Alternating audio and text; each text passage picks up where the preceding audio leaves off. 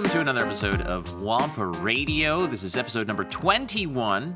It's a podcast about Star Wars Unlimited and all other Star Wars-related card games. We hit you with news, headlines, strategy, other stuff. Last week, we got into a musical debate about Jats, which is impressive to know now. If you missed last episode, it's a groundbreaking, canonically turbulent episode. So much so that Doa left. He's gone. Yeah, he's just gone. He said, "Listen, if we cannot refer to it by its rightful name, I don't want to be a part of it." I agree. I mean, you gotta. That's not true. He's just a busy man. He's a busy man. Yeah. So it's just us. So with that in mind, it is just us, and I guess this is the part where I'm supposed to do the awkward transition where I say something about what we're going to talk about this episode. And spoiler alert, it's going to be organized play. So Fantasy Flight, they had their really big organized play reveal stream, if you will, where they talked about kind of the ins and outs of their plan going forward. So we're going to cover that. We also have a bunch of spoilers to go over, but we also have the same thing we have every week, which is the Wampa Cave Poll of the Week.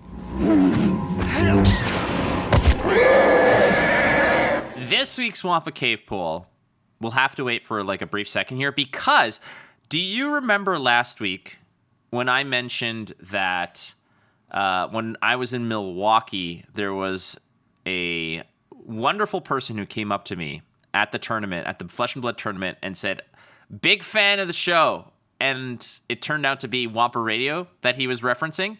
That player, Guy Cohen, won the Flesh and Blood calling in Dallas, Texas. And if you want to know what a calling is, to put it into perspective, good episode to put it against, it's like a sector was it a sector qualifier? Hold on a second. We'll get to it eventually, but it is on the level of a regional qualifier.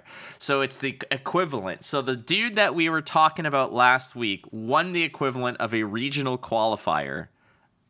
Pretty big deal. So I just want to get that out of the way. But we do have a Wampa Cave Poll of the week every Sunday at Wampa Radio. You can go ahead and submit your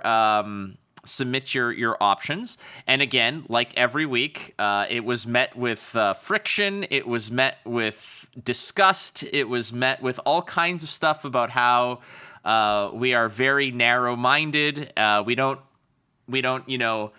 dive into the back pages of the glossaries to pick out characters that... Listen, I'm very upset that you didn't include Luke with 2 U's. Yes, Luke. Yes, Swedish Luke. Yeah. Well, look, I'm just saying this is that as a trying to be a broader appeal podcast, picking out somebody who had 3 throwaway sentences in a book that was published 17 years ago, we're taking characters that, when you swing the bat, there's a good chance you're going to hit. So we took some of the more popular ones, much to the dismay of some others that are out there. But ultimately, I think that these characters are pretty effing rad. So suck it. That's what we chose. And you guys voted.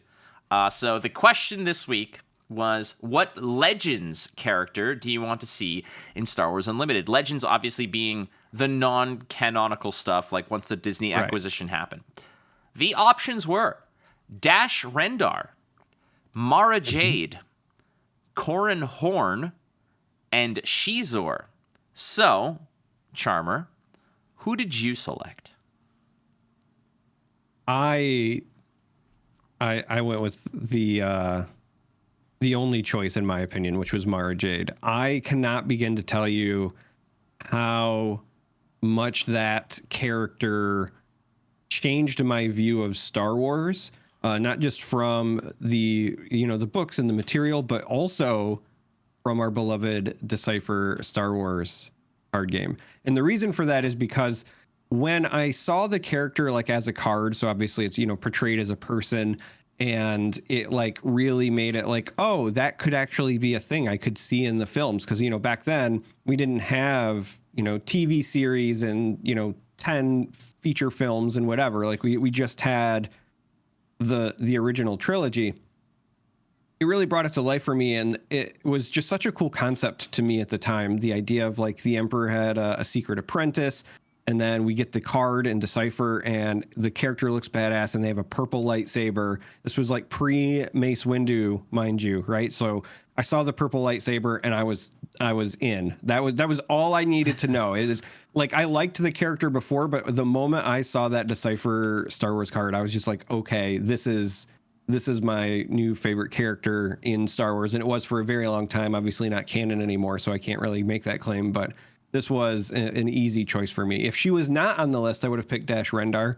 I have a lot of fond memories of early video games featuring Dash Rendar, and so that's another easy choice for me. But Mara Jade, just between the source material, the idea of the Emperor having a secret apprentice, and then being the first time that I saw a purple lightsaber, I was hooked. Well, Shadows of the Empire for the Nintendo 64 had that opening level, which was the Hoth level. And you want to talk about ways to get hooked on a video game? Give yourself that Hoth level to open up any video game, and I'm in. Because it's not even a type of game where it's like, if you lose or you don't beat the game, it's like, oh, okay, we'll start over. And you got to start and go through the sluggish, crappy levels. And like, okay, they're too easy or they're too basic. It's like, you almost felt happy when you lost, because I'm like, oh, I got to start over. But I get to start with that Hoth level, which was awesome. But that then eventually Dash Rendar had to be on that like train level where you have to fight IG-88. Yes. Impossible. That was so hard. It was really hard. But you're right about Mara Jade. I voted for Mara Jade as well, and my resounding memory of Mara Jade pre-Star Wars CCG was reading one of the books. I forgot which one it was. It may have been I, Jedi. I sincerely do not remember which book it was from Legends canon, but it was how she lost her Force ways, because she marries Luke in Legends canon, and she eventually loses touch with the Force.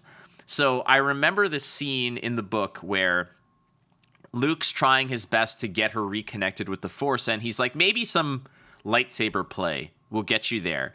And they start kind of sparring with the lightsabers, and eventually she starts to reconnect with the Force, but Luke gets kind of taken aback because the connection is to the dark side, which was, as I was reading this, I was like, oh, that's so rad. And I was because of the background, right? Like, again, she's such a cool character. It's a shame that we don't have some modern equivalent, really. You know what I mean? So some of the comments that we got for this poll as well was the fact that, again, I think Mara Jade is up there with Thrawn in terms of popularity. And they brought Thrawn back from Legends obscurity, and they got Timothy Zahn to rewrite a whole bunch of new Thrawn-related stuff, and he's obviously going to be the big bad of sort of the middling post original trilogy, pre-sequel trilogy kind of. He's the big baddie in that sense.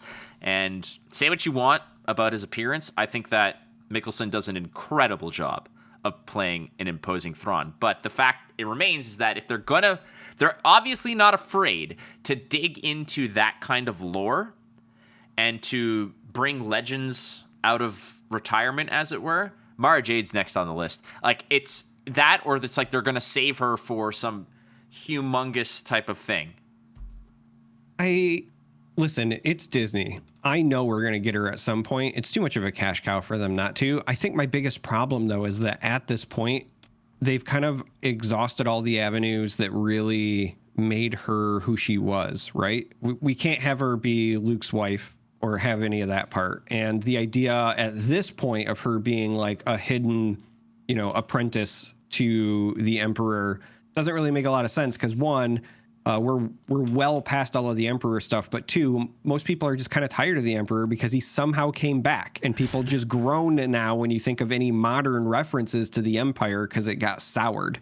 Like, I personally, like, I really believe that Rey's character was supposed to be our modern version of Mara Jade with a secret tie to the Emperor. It just was obviously not executed in a way that was as elegant and thought out and whatever as Mara Jade was. And so if you do introduce a Mara Jade now, it will be, in my opinion, like in name only, and I feel like that might make me not care as much. I kind of wish that in the same era where Luke goes and trains Grogu, I want to see a storyline where, and for the record, I am 100% for recasting Luke.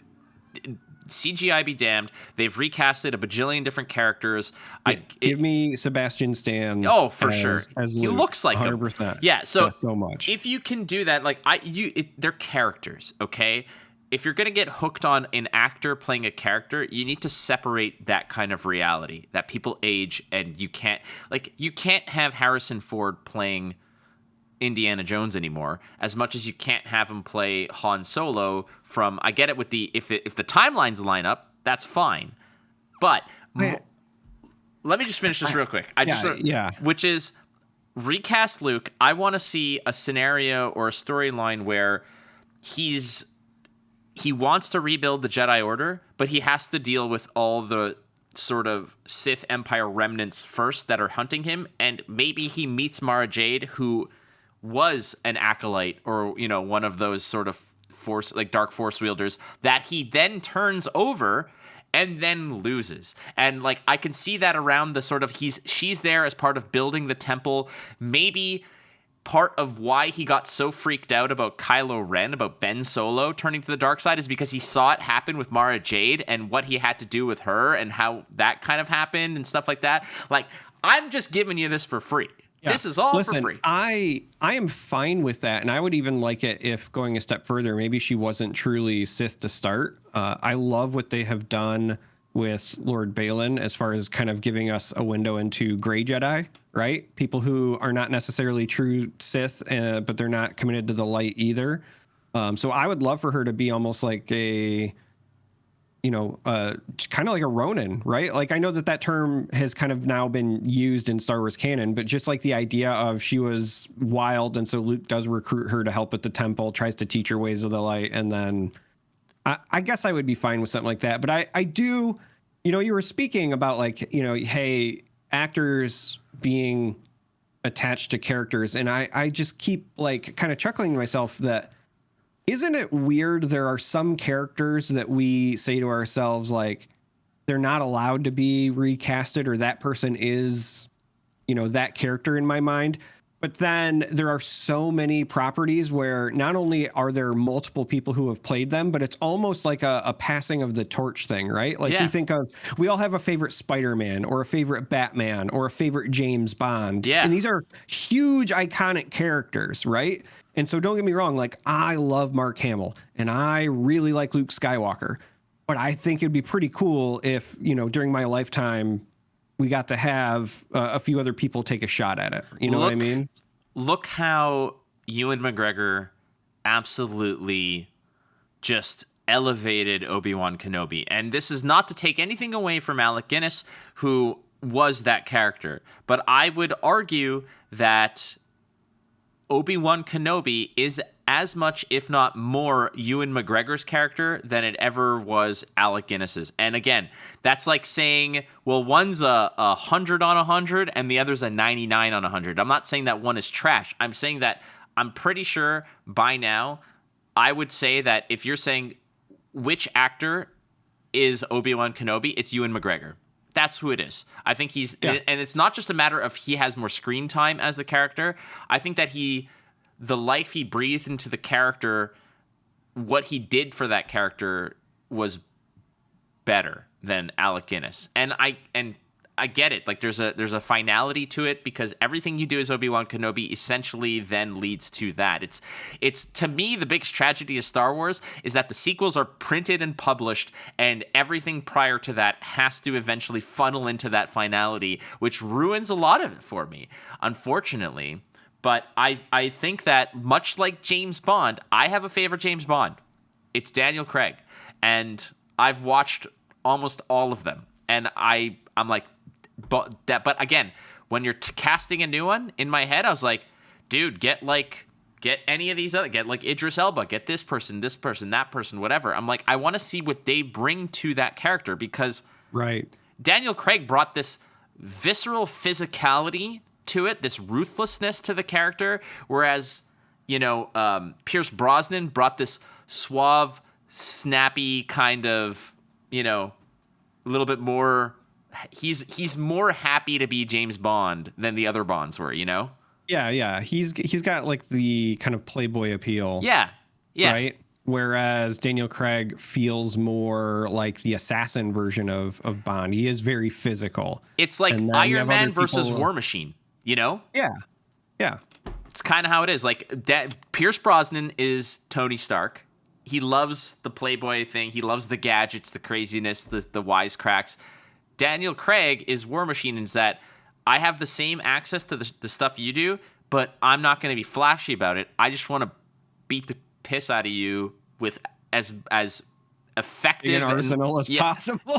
Right? Like, that's what it is. Like, when he's just that scene in Casino Royale, that cold open, that black and white cold open where the dude is kind of playing with him and challenging him and saying, oh, like the second one is the hardest, or the first kill is the hardest. But he had already killed the dude in the bathroom. So he's like, he just shoots the guy in the head. He's like, yes, quite. And then he just walks off. Boom. That sold me on that character. I was like, that is a completely different Bond, but damn it, is it a good Bond? And I think that you can do that with characters like Luke Skywalker.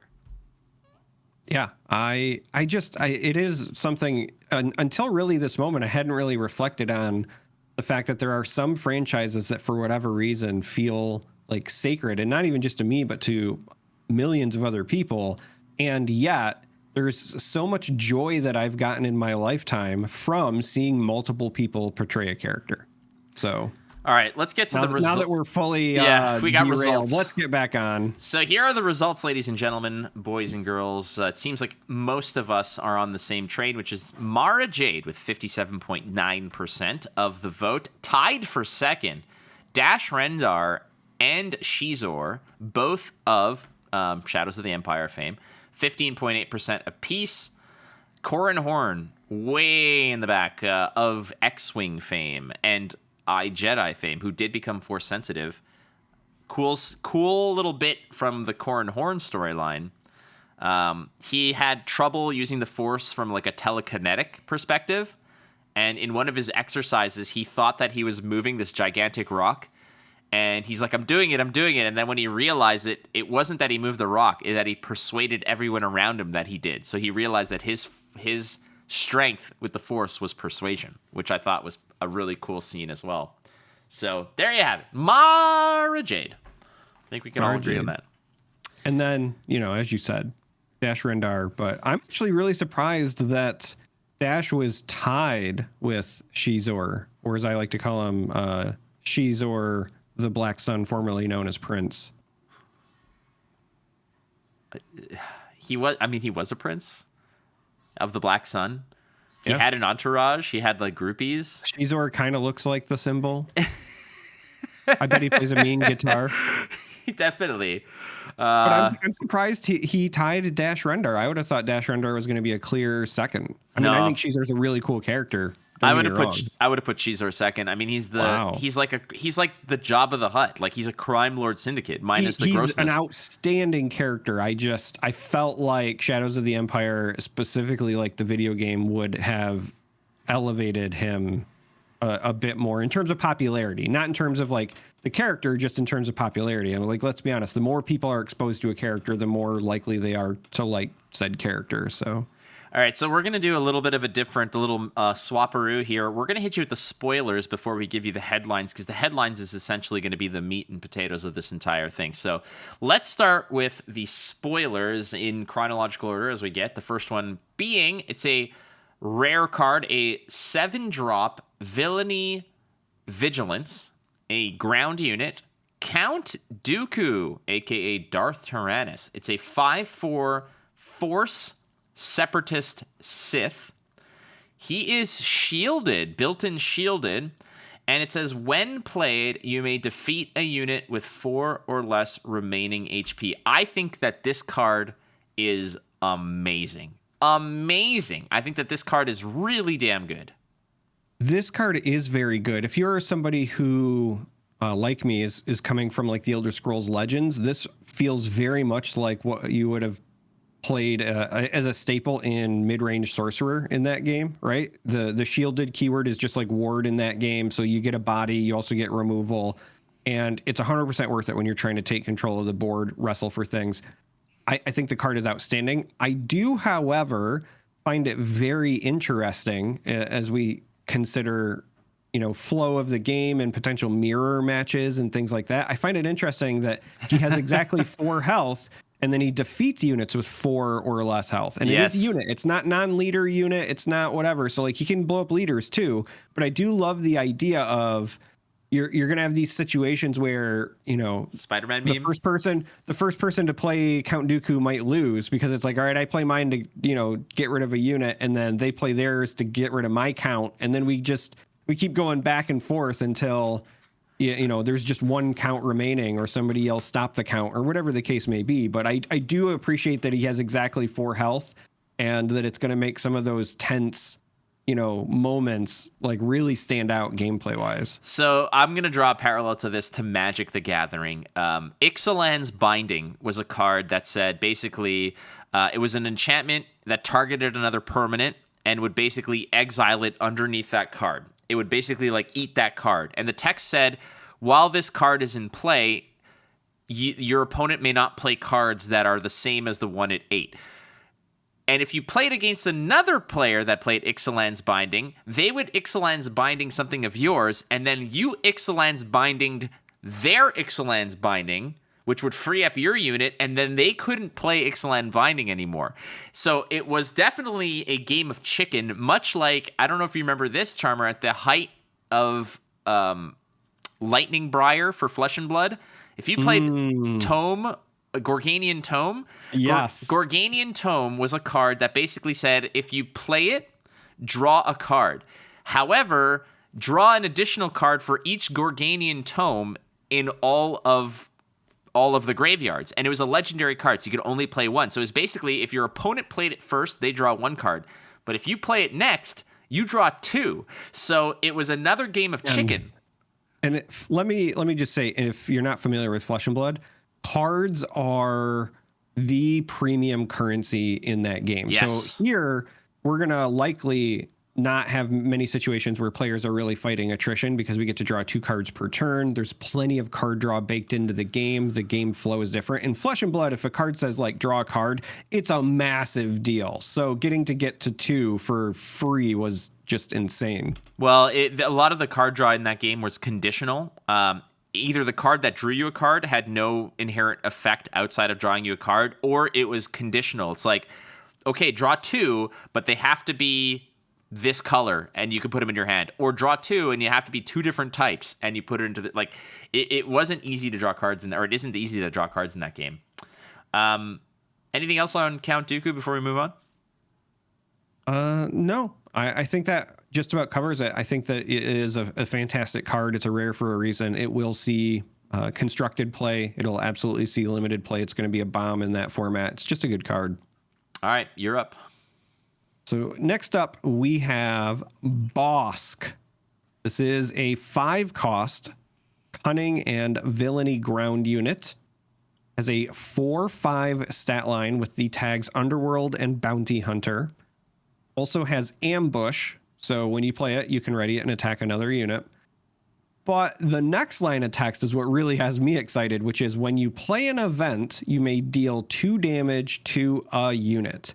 And I love everything about this. 1, because it's a unit. So again, if you want to self-wound, for example, for grit or any of those other mechanics, then you can absolutely do so.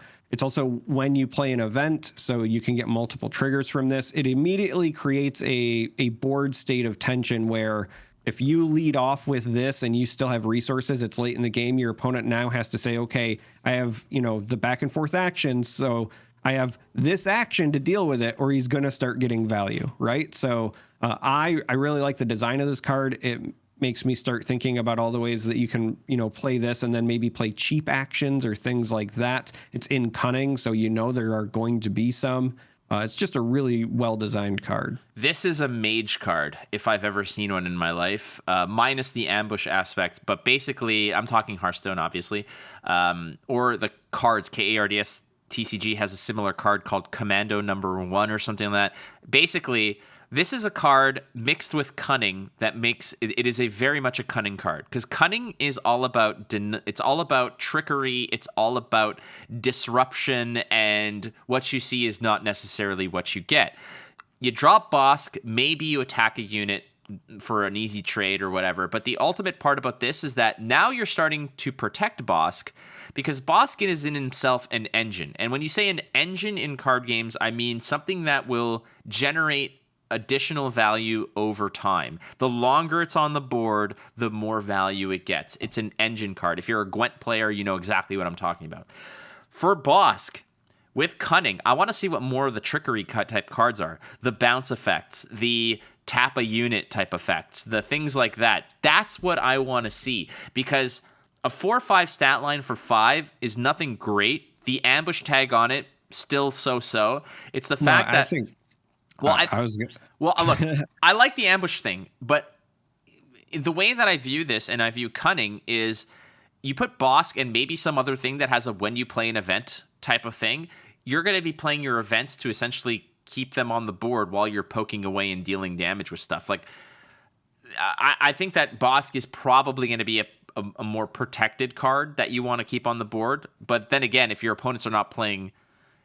like, this is a card where once it gets to aggro and Bosk is on the board, like, forget it. Like, aggro is going to have to pack it up. So I didn't mean to roll over you, but I just wanted to highlight something which I actually think is very important with this card. I love that ambush is on this card, and I think it's actually very important because he allows himself the opportunity to protect himself. Again, this is an attacker chooses targets game. And so if your opponent has readied units on the ground, you either have to wait for them to expend all their actions before you can safely deploy Bosk, or do something else where you are just playing him as bait, et cetera, et cetera. But because he has ambush, now if your opponent only has one ready unit, he can come in and immediately get rid of anything that would have threatened him, right? You don't have to worry about the crackback unless they themselves have ambush or something. So he is helping to pave the way on the ground as a way to protect him. And then on top of that, if you can protect him on the ground, because his ability is not ground specific, you can then use him to shoot down all of the starships. Like, that's the other beauty here. It's not just do damage to another ground unit, it's any unit. So Bosk, if you can keep him, nice and safe on the ground, he's basically, doing anti-air shots into space. It's wonderful. Never knew a Trandoshan can do that. Or a Trandoshan, or whatever you want to... Is it Trandoshan or Trandoshan? I've always said Trandoshan. I'll say Trandoshan as well. One of the targets that he may be looking to snipe out of the sky is, frankly, kind of gross, because you don't want to be shooting this next thing. It's a civilian craft. It's a 4-drop heroism command ship. It is the Bright Hope, a space unit, the last transport. And when they say that, they mean the last transport is away. That is meaning the evacuation of Hoth. It's a rebel vehicle transport. It's a 2/6. It has Sentinel. I don't know why a transport vehicle would have Sentinel. I think it would want to hide behind Sentinel, thinking from a lore perspective. But it also says, when played, you may return a friendly non-leader ground unit to its owner's hand. If you do, draw a card as an uncommon. I think that this is really good. Again, Command wants to slow things down. They want to play the long game. By bouncing a card back into your hand, you're doing one of several things. Number one, if that card was going to die because it took a lot of damage, you have now rescued it. It redeploys with full health. The other thing is, what if something has a very strong deploy effect? What if something has a, like Palpatine, let's say? Maybe you bounce Palpatine, drop him, and do a crap load of damage to a lot of different things. So it's another way to get an on-play effect to happen again. I think Bright Hope in Command is going to be pretty good. I agree. And if I'm being honest, even without the when played, I think it's going to be pretty good. A 2/6 stat line so far for what we've seen for space units is actually kind of big. You kind of have to go to either some of the premier ships or capital ships to get to that 6 health being threatened portion. And 2 damage is definitely enough to threaten most opposing TIE fighters, for example. So just a 2/6 Sentinel is a pretty big wall that they're going to have to push through. And then on top of it, as you said, lots of utility. You can save a unit from dying. You can get the effects of when played again. But it is also, it is optional. So that part is also not a requirement.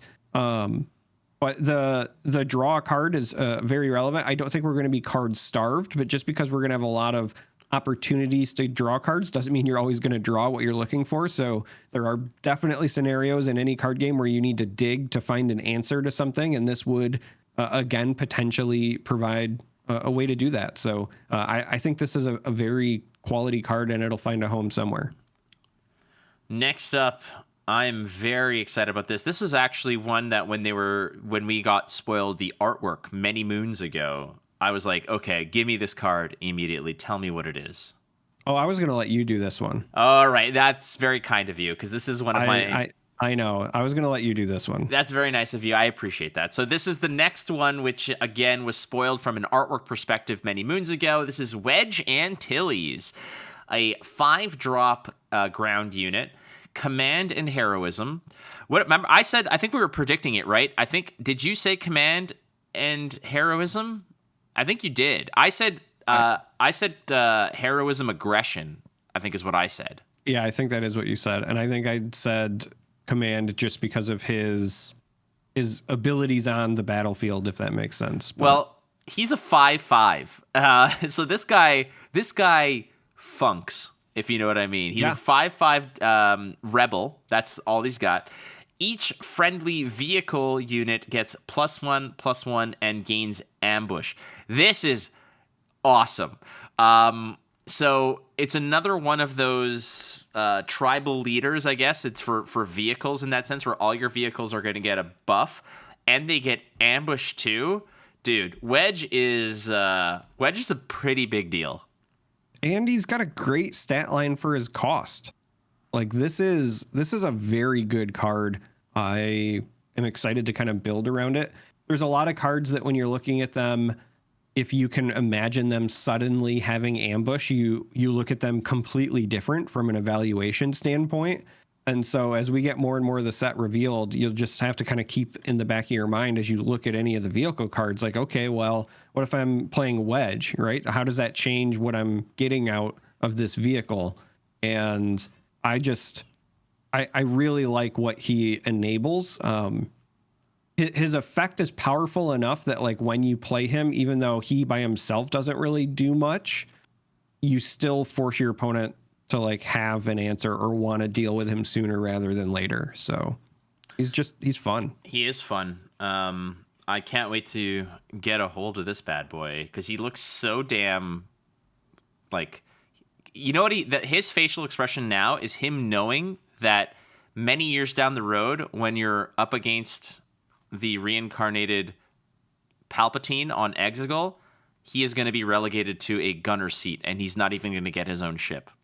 And all he's going to say is... He does look very sad, yeah. He's going to say, nice shot, or good shooting there, or whatever the hell he says. It breaks my heart that arguably the most feared pilot in the history of the galaxy is relegated to, like, a gunner pod and isn't even given an X-Wing. Like, get real. But whatever. I mean, we don't know what happened between now and then. Maybe, he started to go blind. And he's shooting. They gave him a huge cannon. It's like, give the blind guy the cannon. But yeah. Okay. Just do the next two. Just do the next two. Speaking of, blind firing, this next card has got some troopers on it. This card is interesting. This is one of the reasons that I wanted to do this card as well. It is the 97th Legion. It is a ground unit that costs 7, but is only command. It has a 0/0 stat line, but it does have Imperial and Trooper tags. And then the text says this unit gets +1/+1 for each resource you control. So there's a lot going on here that we kind of haven't seen before. First, as far as I know, this is the first kind of Stormtrooper or Imperial Trooper unit we've seen that is not villainy. This is just straight command. So you can run this in your heroism command decks if you want. No harm, no foul. But the other thing that jumps out to me is that being in command, right, you are going to likely be playing this in your ramp decks. You want to be ramping up, which also means when this comes down, it's likely a 7/7 for 7 with only upside. If you're going late into the game, this could very much be the sort of card that becomes a big finisher. I don't know if it's going to be good enough when it doesn't have any other keywords, right? So I will be kind of paying attention to what else interacts with Imperial and what else interacts with Trooper. But this one was weird to me. Like I like it. I like what it does in the aspect of command, but I was very surprised to not see the villainy tag on this one. Yeah, when there's no other keywords associated to it, it kind of loses a little bit of its luster. If it doesn't have something like overwhelm, is it overwhelm? Yeah, yeah. For this game. Yeah, sorry, I get it mixed up with trample and overrun and whatever, and breakthrough. No, it's very easy to do because it exists in all of the games. Yeah. This is a card again. If you get this in the first 3 or 4 turns, you're just turning it into a resource. Like you don't wait on this card because the upside on it is very late game. So in my opinion, I'm thinking that this is a card that, you'll include, but it's just fodder. It's like resource fodder. You're going to have cards in your deck that you don't care about too much. Like I feel like 50% of your deck are going to be doing the heavy lifting and the other are going to be support cards. This is a support card. Having it on the board as like a 10/10 you feel like a boss because you could just take out anything on the board and it becomes problematic. The other reason why I think that this card might be pretty good is the fact that, like you said, it's attacker chooses target.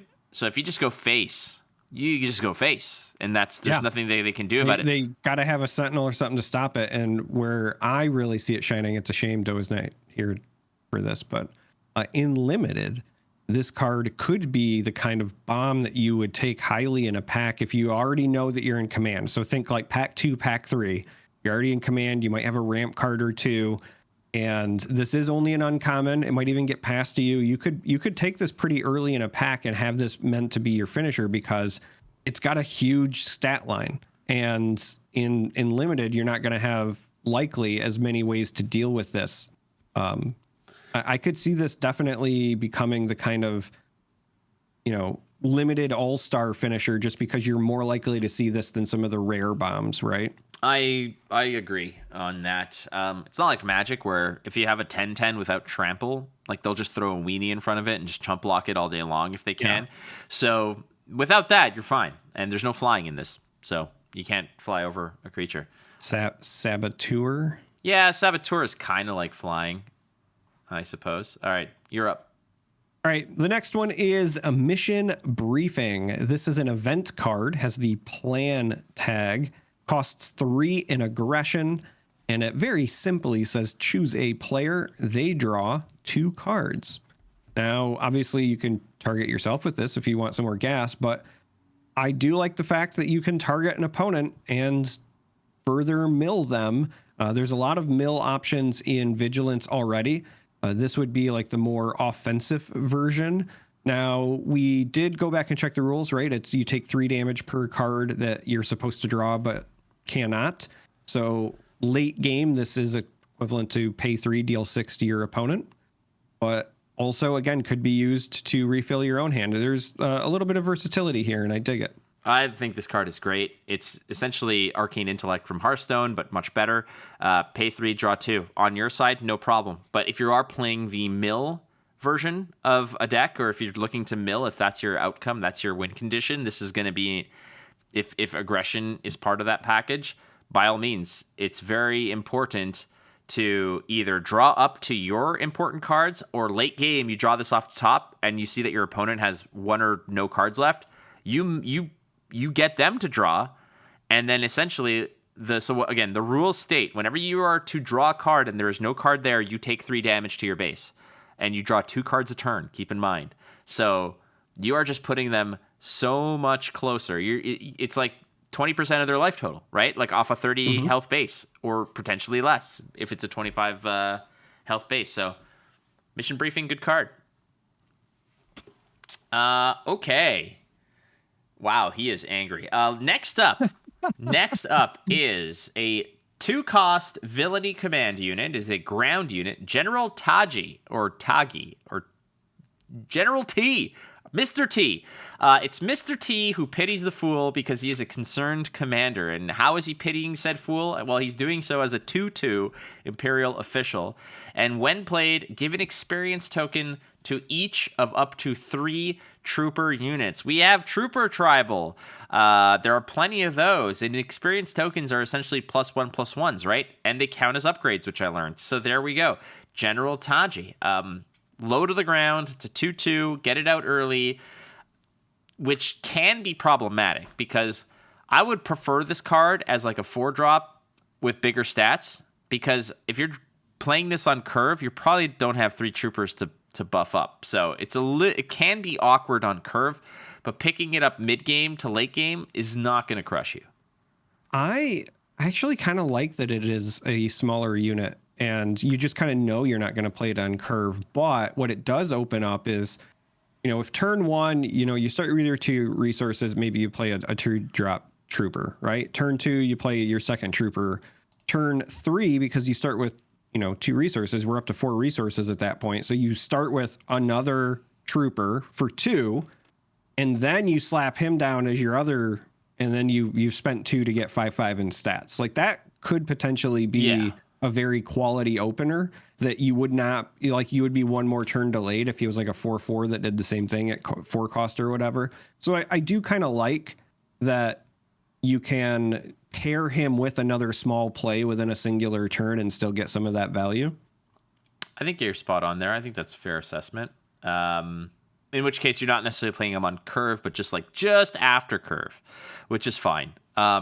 Sometimes your curve is 2 drops on 4 resource turns, right? I just don't know what command is going to do for like a trooper, like a trooper go wide sort of swarm variant, like a swarm archetype. But then again, I'm not sure.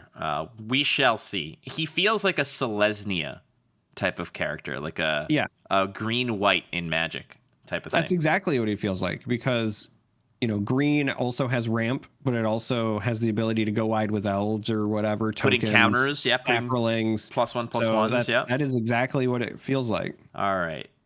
Next up, which is interesting to me because the previous card was an uncommon. It was number 80 of 252. The next card is the previous General T was an uncommon, 80 of 252. The next card is a common, number 81 of 252. So I don't know if this tells us anything, that like it went that's where the threshold is between uncommon and common, if you're doing all the funky sort of math and putting this on the bingo card. That assumes that they are grouped by rarity. I believe every card game that I've seen typically is, from what I understand. Well, I mean, maybe I'm wrong about this, but I just went by a past week of sorting all my Flesh and Blood cards and putting them in binders by the number, and it has always gone by class and then rarity. So we shall see, but it is the Shore Trooper, which Charm3r has just now deleted from the screen, which is fun. There's no way I deleted that. You did. It's gone. So hit Control Z so you can break. Thank you so much. You're fine. I didn't even know I was clicked on it. It is the Seasoned Shore Trooper. It's a 2-drop ground unit, command and villainy, a 2/3 Imperial Trooper. While you control 6 or more resources, this gains +2/+0. So it's a 4/3 for 2 when you're in that mid-game state, which is a very good stat line for what you're getting. Not to mention, it's a trooper, plays with the Trooper Tribal. So this one was also revealed by Max Tapera. So thank you, Max. I think that this card is something that might see constructed play in a set 1. If you're looking for a low to the ground unit that feeds into your ramp game plan, right? Again, 2-3 stat line helps fight pretty well for early board. If you've already ramped up and you draw this late game, it's not a total loss. You pay 2 to get a 4-3. It's not terrible. Or if you really don't want it, you can always resource it as well. I think that it'll end up being like power crept out of the ramp decks. The only other consideration is, as you said, a Trooper Tribal. What does that look like? Is there some sort of synergy with 6 or more resources within the Trooper Tribal further on down the line? Who knows? But there are limited applications, I think, long term and constructed. I just feel like this gets power crept out, but it'll likely get power crept out. Most of the commons, I think, will, even just by virtue of the fact that there'll be an uncommon that probably has a better stat line for but we'll actually get to power creep in part of the conversation later. I want to get to the next one, so hit us with the next one. Well, before we do, I thought I remembered this. So I had to go look it up. This is why I deleted the thing from our notes by accident, because I was pulling up the wonderful, the amazing swoodb.com. Wonderful. So that I could go look up. Friend of the show, swoodb.com. A card that had already been spoiled, because my assumption is that these are grouped by aspect pairings, similar to the way classes are done in Flesh and Blood. So when we saw General T, that was a command villainy uncommon at 80. Then we got Seasoned Shore Trooper, command villainy, common at 81. And Blizzard Assault AT-AT is a command villainy uncommon at 88.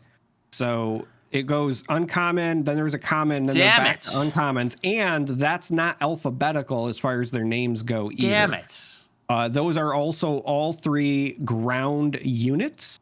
What are you doing? I don't know what the numbering means, but the reason I wanted to bring it up is because that also means that some of the assumptions that we've been making, as the community, are based on things that we may or may not know the actual answer to. So I think it was for Uprising, when Uprising came out for Flesh and Blood, I wrote an article for Channel Fireball about my theory that there was going to be a 4th hero in it.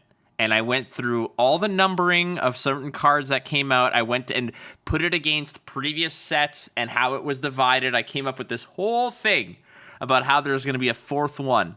And they published it, and people thought it was pretty reasonable, and then there was none. And I looked like a donkey. So it's just how it goes. All right. This next card does not look like a donkey. No. This was a card that when they showed it on the screen, it was actually part of the organized play rewards. So we got to see the kind of OP variant where it's got the cool faded thing. It's not quite the hyperspace variant. It's got that organized play kind of fade on the borders. But the card itself is outstanding. This is the Green Squadron A-Wing. So first of all, shout out to A-Wings being amazing. This is a space unit. It costs 2. It's in heroism and aggression. It has a 1/3 stat line. The tags are Rebel, Vehicle, and Fighter. So Vehicle, shout out to Wedge. Now, this 1/3 stat line also has Raid 2. So this is a 2-drop 1/3, but it's swinging for 3. And that's, with a 3 health and being able to swing for 3, I think this one is actually very solid where it would fit.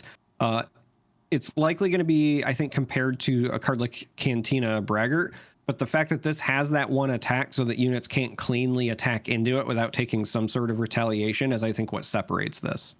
I'm not impressed with this card. And maybe it's because my expectations of what the stat lines should be for a 2-aspect card are maybe just a little bit polluted by other card games and what I'm thinking. I'm thinking of this as like, look at Magic. If you're looking at a Magic card that is let's say a 2 hard locked color card, like drop, like 1 red, 1 blue, or 2 black, or something like that. I'm thinking of like, there's a card from Aether Revolt. It's a vampire. It's a double black, but it's a Death Touch Lifelink 2/3 vampire or something. Like it does everything. To me, a double aspect 2-drop should be a 3/3 out of the box. Like, that's how I foresee it. Now, I get it. It's an A-Wing, so it's meant to, like, have a little bit more aggression on it. It's meant to be an interceptor. If you catch it off guard, it's probably going to take a beating. In my opinion, I think that this is a card that should have been like a 2/3 saboteur. That's how I see it. Dig into the fact that it's meant for speed, maneuverability, infiltration, interception. It's not meant to be a B-Wing or a Y-Wing. It's not meant to blast you out of the sky. But I get the raid aspect from the perspective of it comes in out of nowhere. It's super fast, maneuverable. It might surprise you. So it's the ambush element of it might give it there. But I think I'm just still out of skew when it comes to what a 2-aspect card should return for you stat-wise. But that's just me. Well, I think one of the other things that you have to factor into the equation is the disparity in stats between ground units and space units. So far, space units feel like they have less stats per cost for whatever reason. Now, that might just be because we haven't had the right ones revealed yet. That's also why I think Bright Hope is as good as it is, because that 2/6 is actually pretty relevant. Because again, when you are comparing this to like a TIE fighter, that's a 2/1 1-drop. But most of our X-Wings even are 2/3s, so they don't kill this outright. And then if it's attacking into them, though, right? If this is attacking into an opposing X-Wing, it will kill it and survive. So in that regard, just based on what we've seen so far for like the cheaper space units, I feel like this is actually better than it looks. I'm coming around to it, I suppose. Then again, this doesn't speak to Flake as my ideology as a control player, as a drawn out slow player, because when I saw when I see something like Raid, I'm like, I don't care, because I'm an attacker of opportunity and not an attacker out of necessity, if you know what I mean. Like if that speaks to you. So when I see first of all, the A-Wing is like my all-time favorite starfighter. Like, I love it. So seeing it as an aggression unit, I get why. I'm personally disappointed because it's not a command or cunning or some type of trickery control related card. But I think it's still good. This is the Green Squadron A-Wing. We might get other ones. I think we'll get a cunning one. I would be shocked if we don't get a cunning A-Wing at some point. Well, I mean, Green Squadron was like sort of the squadron at the Battle of Endor. Like, they were the A-Wing squad. So I'm totally waiting for an event that says defeat one of your A-Wings to defeat one of your opponent's capital starships or something. Just like fly it into the bridge. I think that'd be pretty cool. All right. Last but not least, again, sorry, that A-Wing was revealed on today being the 25th of October, the FFG stream regarding OP. They revealed that card. They also revealed this one, the Academy Defense Walker, a unit for the ground, a 6-drop. It is Vigilance, it is Villainy, a 5/5 Imperial Vehicle Walker Texas Ranger. It's a Sentinel. And it says, when played, give an experience token to each friendly damaged unit. Now we're seeing a lot of this self-wounding stuff, this I hit me, I hit you, we all sing Kumbaya, but I'm getting the better end of the deal here. This Academy Defense Walker as a 5/5 Sentinel that just builds everything up for you. I feel like this is what a lot of those self-wounding decks are going to be. It's like, okay, once we get that Walker, we're in business. Well, between this and then like Krennic as well, that's the first thing I thought of. I was like, okay, I'm running this in my Krennic deck. And I love both that this buffs the things you're already self-wounding, but that this also has Sentinel. So they have to go through this to get to the units that you may have been purposefully weakening to increase their power. So I imagine that if you're running any sort of deck where you've got grit on units and you're running Krennic and things like that, and then you play this, it's not even just that this, buffs your entire team, but it also protects them so that you get with greater payoff for your risk versus reward ratio that you're doing there, right? Because ultimately, any of the situations where you're wounding your own units, you're taking that risk for a bigger payoff, right? You're saying, okay, my stuff's going to be easier to get rid of, but I'm going to deal more damage with it. And this kind of helps solve all your problems. So for a common, I'm actually pretty impressed by this card. Stat-wise, it's not great. 6 for only a 5/5. Not the best, especially for dual aspect. But when you consider the role this likely has in the appropriate deck, I do envision this finding a home. Self-wounding stuff has never been my go-to. I'm a creature of habit. But I think that in the common slot, it's going to be hard to build around this unit, I think, in limited. Like, this is not going to be a card that you're going to be like, oh, this is going to like just shore up this idea that I have, unless you happen to find it late in that and you're sort of building around self-wound. Otherwise, you're kind of playing this as a 5/5 Sentinel, which in limited can be backbreaking. Yeah, I was just going to say, honestly, in limited, that might just be good enough, especially at the common slot, because 5/5 is a pretty significant stat line, and Sentinel, I think, is going to be very sought after in set 1 limited for sure. Dude, how many times have you done like a Hearthstone arena run where you're playing against a dude and he just drops like a vanilla like 8/8 taunt unit, and you're like, I can't get through that. I cannot get through that. I have no removal. It's just a gigantic body that is just gonna pound me in the face until I donate enough souls to it. Like, it's in the Elder Scrolls Legends, in set 1 in particular, there was, and if you're an old Tussle fan and you're listening, I'm about to give you PTSD. There was a card called Hive Defender, and it didn't have any relevant like tribal interactions, keywords, whatever. It was just a 4-cost 3/6 with guard, which was like that version of taunt, right? That's it. But it turned out big body with taunt or guard or whatever was good enough. Yeah. And that is totally where I could see a unit like this, falling in terms of in limited. Sometimes just having a big 5/5 that your opponent has to attack into is annoying enough. Dude, Taz Dingo, the 3/5 taunt for 3-drop, 4-drop, whatever. That thing was an all-star. It was like the Chillwind Yeti, just drafted. All right, so that is all the spoilers that we got up until today, again, being October 25th. Anything that comes out after this, we're not responsible for. It is currently 7:21 p.m. Eastern Standard Time, so too bad. That's where we're at. Let's get to the main topic, Charmer, which is essentially going to be the stream that we saw. This was the stream that I was most excited for. The product stream was really great. Obviously, all the streams are great. But this is the one that I think you, me, Doa, we all agreed was going to be incredibly important for the type of card players that we are, which are competitive, career-driven, things like that. This is basically the stream where they laid out the plans of like, hey, you want to play for keeps? This is the scenario. So the organized play stream from the FFG YouTube channel occurred today. It was Xander Tabler leading the discussion. Josh Massey was there as well.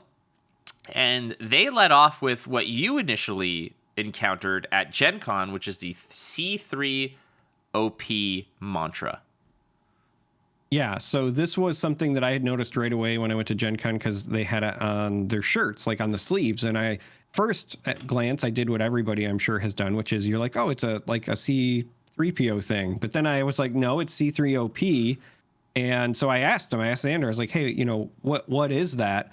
And they said, oh, that's, our mantra for this game and really all of Fantasy Flight going forward, right? Like they want their card games to allow people to connect, collect, and compete. So connect, obviously, that community building, that kitchen table fun, just being social, having a good time.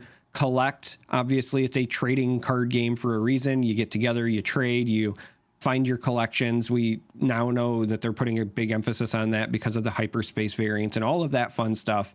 And then compete, which is, the tournaments, right? How do I showcase my skill? How do I get better at the game, and so on? And so I love that they have decided to put an emphasis on, this C3OP kind of mantra platform, credo, however you want to describe it. I think it's really cool. So they also rehashed essentially that graphic of the 3 different types of tournaments leading into the Galactic Championship. But the most important part is that they broke down so much about what the organized play situation is going to be. So we're going to go through them as it was kind of described in the video and kind of talk a little bit about the importance of it, frankly. And the first thing is that it's going to be tournaments are going to have a point system, which I think is not all that weird anymore. It's nothing different, but the tournament points are basically what gets you qualified for bigger events. And it's not like, oh, you won a tournament, you get X amount of points. It's where did you place in the tournament? And a lot of those situations are also going to be scaled up based on how many people are in the tournament. So it's not just a top 8. It might be top 16. It might be top 32. It's based on how many people are playing in that particular tournament. But what I like about this, Charm3r, is that, there's a lot of players like us that are very good card players, but are not like world-class elite. We will place very well in tournaments, but we're likely not going to win the big ones. But that doesn't mean that we're not good enough to play in the Galactic Championships or those top echelon tier tournaments. So we'll be able to go have something to play for, finish like, hey, dude, it's like, hey, I finished 12th. It's like, well, I got X amount of points. I only need X amount more to qualify for the big one. So I really like the tournament point system with this.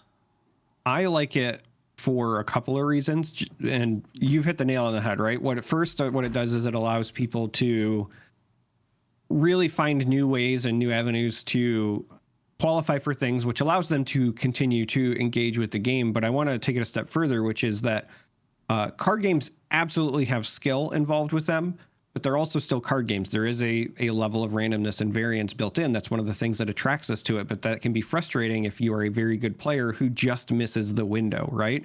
So Flesh and Blood, for example, we're right in the middle of ProQuest season right now, and I have to win a ProQuest event to qualify for the Pro Tour that's going to be in March of next year. Now, in seasons past, for example, I have finished second. I had one season where I finished second 3 times during the qualifier season, but only the winners qualified. And this is something that would solve that, where maybe I am really consistent, but I'm just like not getting over the hump. I'm not catching a break this way or that. And so this is really rewarding the players for their consistency, but also when you're at events, I've also been at events where literally, like, if you lose round 1 because of tiebreakers, like, hey, I'm not making the cut, right? Like, this is, for whatever reason, like, this is my tournament. I lost in round 1. I'm just done. Or it might even be like you start 2-2, but because you've lost twice early, there's no point in playing like the last 4 rounds. You already know that you're not going to make the cut. This encourages and incentivizes people to continue playing and continue engaging with the game, even when you might not make like the top 8 cut or whatever. As you said, you can still get points, right? You are rewarded for playing the game. And I know that's a novel concept, but like that is something that I think is very, very important to stress. So let's talk about the different echelons as they describe them and gave you a little bit more detail as to what those are. The first one being the planetary qualifier. And as interesting as the descriptor of like, well, it's wider, but it's thinner, so it means XYZ. I'm going to give you some constructive criticism, FFG. We look at this and it's all just rectangles to us. Like I'm sure a lot of people just kind of forgotten a lot of that stuff, but here's the thing. I would like to counter that with, it was easy for me to dismiss it until I knew what it meant, but now every time I look at it, that actually helps me remember. I suppose it's a very subtle thing, yeah. But I actually appreciate that they've done it, because the number of times where I've said like, I don't remember if it's regional or sector, I will literally pull this graphic up and go, all right, which one's the short, fat one or whatever? Like, so the planetary qualifier, which is very wide but very shallow, means that it's wide in terms of the accessibility, but shallow in terms of the reward, I think is what it means. So basically, the planetary qualifier is what we would put akin to, it's a store-based tournament. So I would put this in something like I would probably put it above your local armory. It's not like an armory, I would say. I'd say it's more so like your Road to Nationals, your ProQuests, your RCQs, your any of your sort skirmish of season. Yeah, That's what skirmish. Yeah, your local store related tournament. Like your LGS is going to have a tournament that's going to be bigger than their weekly shenanigans that they're going to have. That's your planetary qualifier. What can you get with it? Well, you get basically what they said on the stream was that if you win that event, you will get enough points to qualify for galactic championships. So there is still something at stake. You still want to win it because it's a guaranteed ticket to the big show. However, it has also been said that for set number 1, they're not having any planetary qualifiers, which is interesting to me because it's the smallest iteration of a big tournament, you know?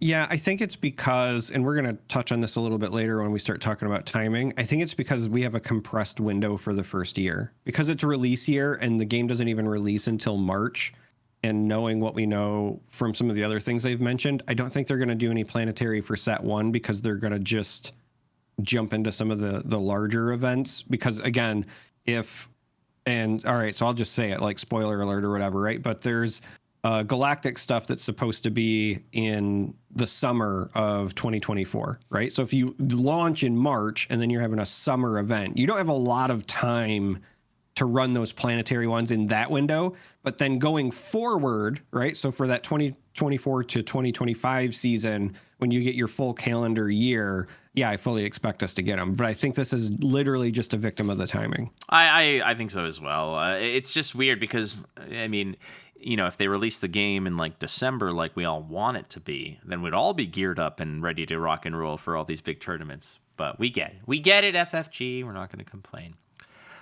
Hit us with the next one there. Yeah, so after the planetary qualifier, there are the sector qualifiers. So again, slightly less accessible, but more rewarding as far as the tournament points go and things like that. Flake has in the notes that these are kind of akin to battle-hardened events in Flesh and Blood. Could be compared to, not quite, I don't think, like a GP, but there's not like a Magic equivalent anymore. Back when I played forever ago, I would have said that this would have been like your states or your regionals, in a way. Because like there was a time when they had like a state championship for Magic, and I used to go every year. But anyway, these are bigger, right? So like these are the things where you're probably not traveling cross country, but you are definitely going to hop in a car or whatever and travel to these. They are going to be monthly-ish, so I would wager somewhere between like a month and a half in between, depending on the season length. Sizes of events and prizes and so forth will vary, but they did mention a prize wall for these, which I thought was interesting as well, because normally it is tournament organizers that mention prize walls and not the actual game company. So that part also jumped out to me. I think a lot of it is going to have to do that they're going to probably be at the helm. Like, for example, Magic does pair up with entities like, or they used to, like with Channel Fireball, now obviously with SCG very much, where there's an SCG prize wall. But for a long time, a lot of the major tournaments, Magic just ran kind of themselves, right? Like, or some of them were just them.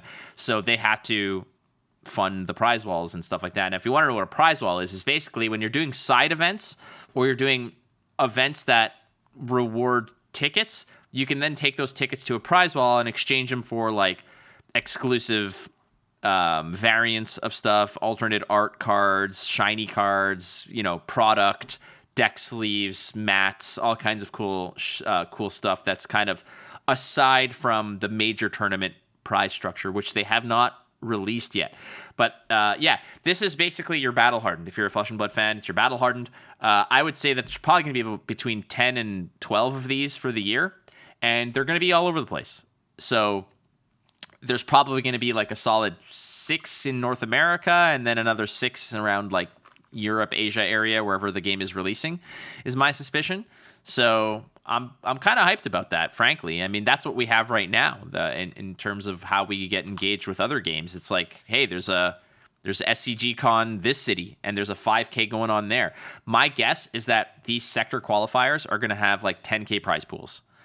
Might be less, maybe it's 5K, but who knows, man? Like, I don't know what the budget is for this, because usually when OP is announced on a big stage, like it comes with something like the company usually wants to, puff up their chest and be like, we're slamming $1 million down this year in prize money. Flesh and Blood did it. Magic did it. A lot of these games did it. Battle Spirits did it recently. Yeah, Battle Spirits did it. Gwent did it back in the day. Like $1 million. We've said this many times. It's like I remember when there was going to be $1 million tournament for Artifact. Yeah. Some of us are still in it for the long haul. Yeah, well, keep going. How many kids have you had since that was announced? Like 2? I haven't had any. They were both born by then. Sure, but now they too are waiting for the long haul. Yeah, they are also waiting for the long haul. But you are right. We haven't heard anything about prize money. I honestly suspect that they might be something, again, because of the condensed window right after launch. I think what will happen is when they announce their first big event for this year, they'll announce the prize pool for that event, and then at that event they'll announce what it'll be for the following year. Just based on the way they've trickled out info, I think that feels most like what they'll do here. But next step is the regional qualifier. It is slightly skinnier but taller, if we're gonna put it that way. But it's every 2 months or so. It's basically a bigger version of the sector qualifier. So you're going to have to, I think you're going to have to qualify for no, they're open. I think these are open tournaments that you can play in. They award points, they award prizes, prize money as well.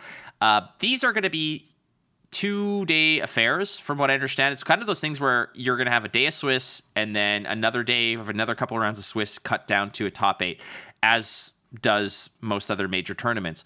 These are going to be, I think these are kind of like your $20,000 to $25,000 tournaments. These are the bigger deals. They're like the Calling in Flesh and Blood. These are your GP level. Yeah. So these are going to be the bigger deals.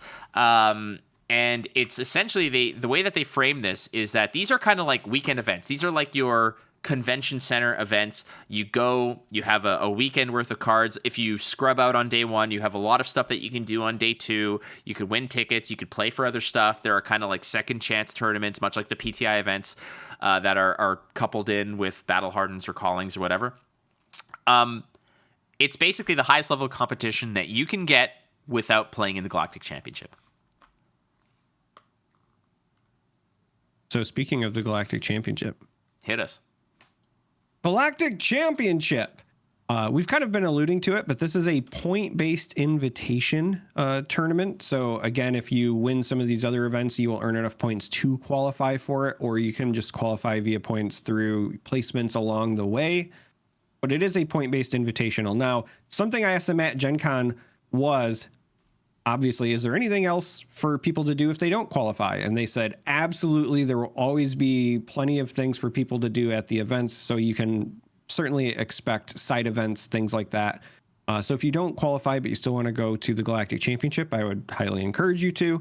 The first one is scheduled in the summer. And again, because of the condensed window, the first one, the 2024, is going to be an open. So this normally is going to be a points-based invitation, but sounds like it's going to be an open for the first year, again, just because there's not enough time to run the qualifiers. They mentioned a 3-day event, and then the first sector qualifier, so again, kind of assuming for the next tournament year, is supposed to be, I believe, at that Galactic event. So like the idea is, maybe if you scrub out of day 1 of the event, you could play in the sector qualifier the same way, like right now, we're all preparing for Worlds for Flesh and Blood, right? It's going to be in Barcelona. You're going to be there casting it. I'm going to be crying because I don't get to cast it this year. But I will be there. You'll be there. But I will be there, and I'm going to be playing in a Calling. So there's the World Championship, but there's also a Calling, and then there's also big, massive side events as well. So that, again, like if you don't qualify or whatever, you have something to do. But I do love the idea that they're kicking off their next kind of calendar tournament year at that event. And I think that would be a great thing for them to do like year over year, right? It's also worth noting, just to back up, that sectors and regional tournaments are only going to debut in 2025. So a lot of the stuff that we're looking at here is down the road. And part of that is obviously debuting in March. You got to get your sea legs and stuff like that. Not to mention the bigger tournaments, you kind of want multiple sets involved, because my suspicion is that if they kind of launched into these big tournaments, it would probably be the same like 2 decks, possibly 3. Like, we don't know what the meta is going to look like. Not all the cards are released, but it kind of boils down to what is the meta, what beats the meta, what beats the meta. Like, it's just kind of like it turns into this triangle of doom kind of thing. So a lot of the major stuff is going to happen down the road in 2025. I'm super hyped for all of this. Galactic Championship being point-based. The first one, however, they did say the first qualifier, the first Galactic Championship is going to be an open championship. You just sign up. You just register. I don't know when it's going to be. It's a 3-day event, but my suspicion on this, they have a cap, obviously, based on whatever convention center rules. Do you think they're going to hit like the 1,024 player cap on this? I'm just suggesting that number. Yeah, no, it's a good question. I think it's too early to tell, personally, just because I think it's going to depend on how well it's received at release, as well as how many like local stores can get enough traction between launch in March and then whenever this is. Again, we just know summer. So like there's a big difference between a window of time of like March to June versus March to August. I suspect it will probably be late summer, personally. Again, we don't have any inside info here, so I want to clarify that. But I suspect it'll be late summer, because if this is going to be their, one big event this year, and then they're going to start doing sector and regionals starting in 2025, I think that you would want your one big one to kind of be later this year. And then you just take the holidays off, basically, and then kick things off next calendar year. That would be my guess. But I don't know. It's going to depend on how it's received. I would love to see it. I think that it's a game that is capable of seeing that kind of turnout, especially if it's an open where, anybody can sign up and participate. It's going to also, I think, depend on location, right? Is it going to be easily accessible? That sort of thing. A lot of the reviews that I'm hearing about this game from better players than me is that this game does have a lot of competitive legs to it, that it's layered. So there's a lot of engagement. There's a lot of decision-making agency in terms of how you play. So the elite card players of the world are not going to feel painted into a corner by things like RNG or card draw, or I missed my 2-drop, so I'm dead. Or I missed a land draw, so I'm dead. Like, those are sometimes what would turn somebody away from a game.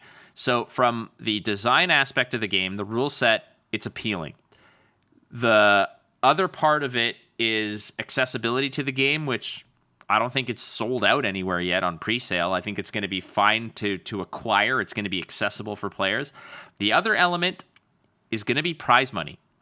And I'm going to put this next to another game that you actually did work for, Battle Spirit Saga. The Battle Spirit Saga Pro Tour, Charmer, how many people signed up for that thing? Or how many people played in it? That's a good question. Like, was it 500, 600? I feel like it was definitely more than a couple hundred, but it didn't feel like as large as Pro Tour Baltimore for Flesh and Blood did. And I don't remember off the top of my head what any sort of like final cap was. If I had to guess, I think it was somewhere in the like 200 to 300 at that Pro Tour event in New Jersey. I mean, like Pro Tour Baltimore had at one point, between the calling and Pro Tour, had something like 1,500 concurrent players, like playing Flesh and Blood at the same time, right? Yeah. In 2 separate tournaments, which is enormous. I am going to be exceptionally optimistic here and think that if the location is right and there's nothing competing with it on that particular weekend, and the prize money is what they are setting out to put a standard, like Pro Tour winner at Battle Spirit Saga was what, 100K, or like it was like, or that was the prize pool, 100K or something like that. These Pro Tours for Flesh and Blood, same thing, 100 or 200K. Like, they're big deals. People come out for this stuff.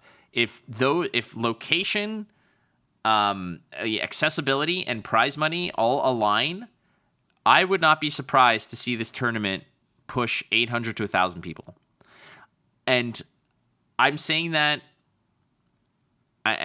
completely understanding that I want this game to succeed and that I've got these rosy-colored glasses on because it's Star Wars and I love this game already. But, I mean, I've seen less popular games get incredible amounts of players to play it because of one of those factors being attractive, be it prize money or whatever. But a lot is going to hinge on prize money, because if the Galactic Championship is like a $20,000 tournament, a lot of people are not going to roll the dice. But if they're like, hey, I finished like 47th and I got 500 US out of this, that pays for, my flight, I'm okay with that. People are going to show up for this thing. I wouldn't be surprised if like this is in the 750 to 1,000 player range. I think it will depend on, like I said, so many factors, right? Pricing is going to be a big one. Location will be a big one. I can't stress that enough. When your game is in its infancy, where you have the event might make or break whether somebody wants to go. You know what I mean? And I know that's unfair to the game, but like that's just the reality. Like even people who are very entrenched in some of the games that I play, based on the location, they'll be like, no, I'm skipping that, right? And these are people who like actively play the game. So I do think that'll be a big part of it. I want to be optimistic, but I also I'm trying to look at it objectively. And the short window and the fact that it's a new game, 500 might still be a success. Oh, 500 is absolutely a success. And don't get me wrong here. And so I'm trying to temper my own hope, because I've had my heart crushed too many times by games that I have fallen in love with. And so I'm trying to tell myself, it's going to be okay one way or the other. It's going to be okay. Let's go on to some of the other little notes that they dropped on us, because we squeezed them pretty hard on this during the stream, and we got some pretty tasty juice out of them. Number one being, there will be a judge program, which I think was a given. I think that if you're having major tournaments, you're going to need someone to settle disputes and gameplay related. And in order to do that, you need to have a judge program. I don't think there's any surprises there. I think that's fine. I hope if you're a judge, a better negotiator than Qui-Gon and Obi-Wan, who started when they were sent to help with negotiation. Yeah, first thing, get poisoned. Second thing, kill everything. And use force speed for one time only, never again. The next thing is they're developing a website that will have all your trackables, your points, your qualifier points, your performance, all that stuff. Very similar to what the old DCI number was, but better parallel would be the gem system from Flesh and Blood, where you can go, you can log in, you can have an events locator, which they're going to have. You can find out all your play history, the points you've acquired, how many qualifiers you've qualified for, etc., which is just a necessary thing. The way that he described it, I think it was it Josh who described it, was basically saying that if you're going to be like, we live in the video game era where we all have achievements and stuff. It's nice to look at these things. It's nice to be able to, like, why would you want to achieve things if you can't go and sort of marvel at your own achievements? I'm paraphrasing there, but that's kind of makes sense to me. Dude, the amount of times I go back to my gem account to look at a tournament I played in where I beat either a loudmouth a-hole player or a renowned world-class player, and I look, I'm like, man, that was a good tournament. Like, I like looking at that stuff. It's nice to reminisce and go back. I like to go back, because then I too can be like, oh yeah, I'm undefeated against person who's a million times better than me, but I beat him one time. Yeah. I'm undefeated against them. I've played against Michael Hamilton exactly once in my life, and I have beaten him exactly once in my life. I am undefeated against Michael Hamilton, the world champion of Flesh and Blood. That is me with Brody Spurlock, and I take every opportunity I can to remind him of it. I'm sure he's happy about it too. He's like, yeah, you got me. Yeah, you got me. You know what? Honestly, that was one of the best experiences. I played against him and his mom in the same tournament, and I beat them both, but they were both wonderful people. It was one of the best first impressions, and I'm so happy that he has found success in Flesh and Blood. Just a good kid. Yeah, he's awesome. Here's a big one. This is a big one. I have been beating this drum for months. I said I said it. You can go back. I said it multiple times. This game feels like a fast-paced game, which means best of 3. And if it's best of 3, I want a sideboard. And they have announced and confirmed that it's going to be best of 3 when able, which is probably going to be the majority of them. And there's going to be a sideboard. Halle freaking Luya. I love this. Thanks, I hate it. Too bad. Too freaking bad. Listen, seeing the way that the game has been designed, it makes sense. As you said, and you've rightfully so been calling it, the game is fast enough that it really feels like it was designed to be a best of 3. And 9 times out of 10, if you're going to do a best of 3, there's going to be some sort of sideboard involved, just because that's the industry standard and has been for like the last 30 years. It's not something that I am a fan of. I'm just generally very anti-sideboard because I think it's a game design crutch. And if you are going to sideboard, I prefer it to be like Flesh and Blood, where you make that decision ahead of time, but then you go into piloting your deck. It doesn't become this, can I race to my silver bullets game 2 and game 3 faster sort of thing. Not to say that this game will have that problem. I haven't seen anything that would be overly a red flag in that regard. So I'm choosing to remain positive and hopeful on that front. But just as a general rule, and I'm very open about it. I'm just a very anti-sideboard person. You're an anti-sidite. Sure. You're a raging anti-sidite. It's all good. Because I win. So I mean, I don't win, but I'm happy that it's best of 3. No, you said you win, and I will remember that when we meet up for our first games and I take a victory or 3, and I will remind you. You will. Part of the logic behind it also is that they mentioned that because the game was a little bit faster paced, that they also don't want players to feel like they got bounced out of a tournament because one game they drew poorly. Trust me, I've done enough ranked Magic Limited where I'm like, I had absolutely no opportunity to win this game. I kept a 3-land hand and I drew no lands for 10 turns, and I did what I could. This game was never within my reach, and it's just the way to go. Now, the other thing about this is that they also mentioned how long a round's going to be. They're still working on that, which is kind of a scary situation, because to me that means that the average game time is like 17 to 20 minutes, which means if you want an hour-long round, which is the magic number technically is like 50 minutes. Plus the 5-minute overrun time, plus the 5 minutes for pairings and getting to sit at your table. If it's like a 17 to 20 minute game, there's not much leeway, which means that if you have to push a round to being like an hour 10, that throws a lot of things off. But beyond that, what that does also is it introduces another skill to a player, which is know when to fold a mace. This is one of the major tips that I got, because this weekend I'm playing in my first ever Pokemon tournament, and one of the tips I got from multiple sources, that were completely separate from one another, they all said, be mindful of the clock, scoop if you have less than 25% chance of winning a game, because you will, if you play it out, you're burning the clock. And you might not have a chance to win the next match. And if it goes, loss, draw, whatever, you're out. So this might be the same scenario where it's like, oh crap, I won game 1, but game 2 is falling way behind. We only have 20 minutes left. I'm just going to scoop. Like, I think that's going to be important.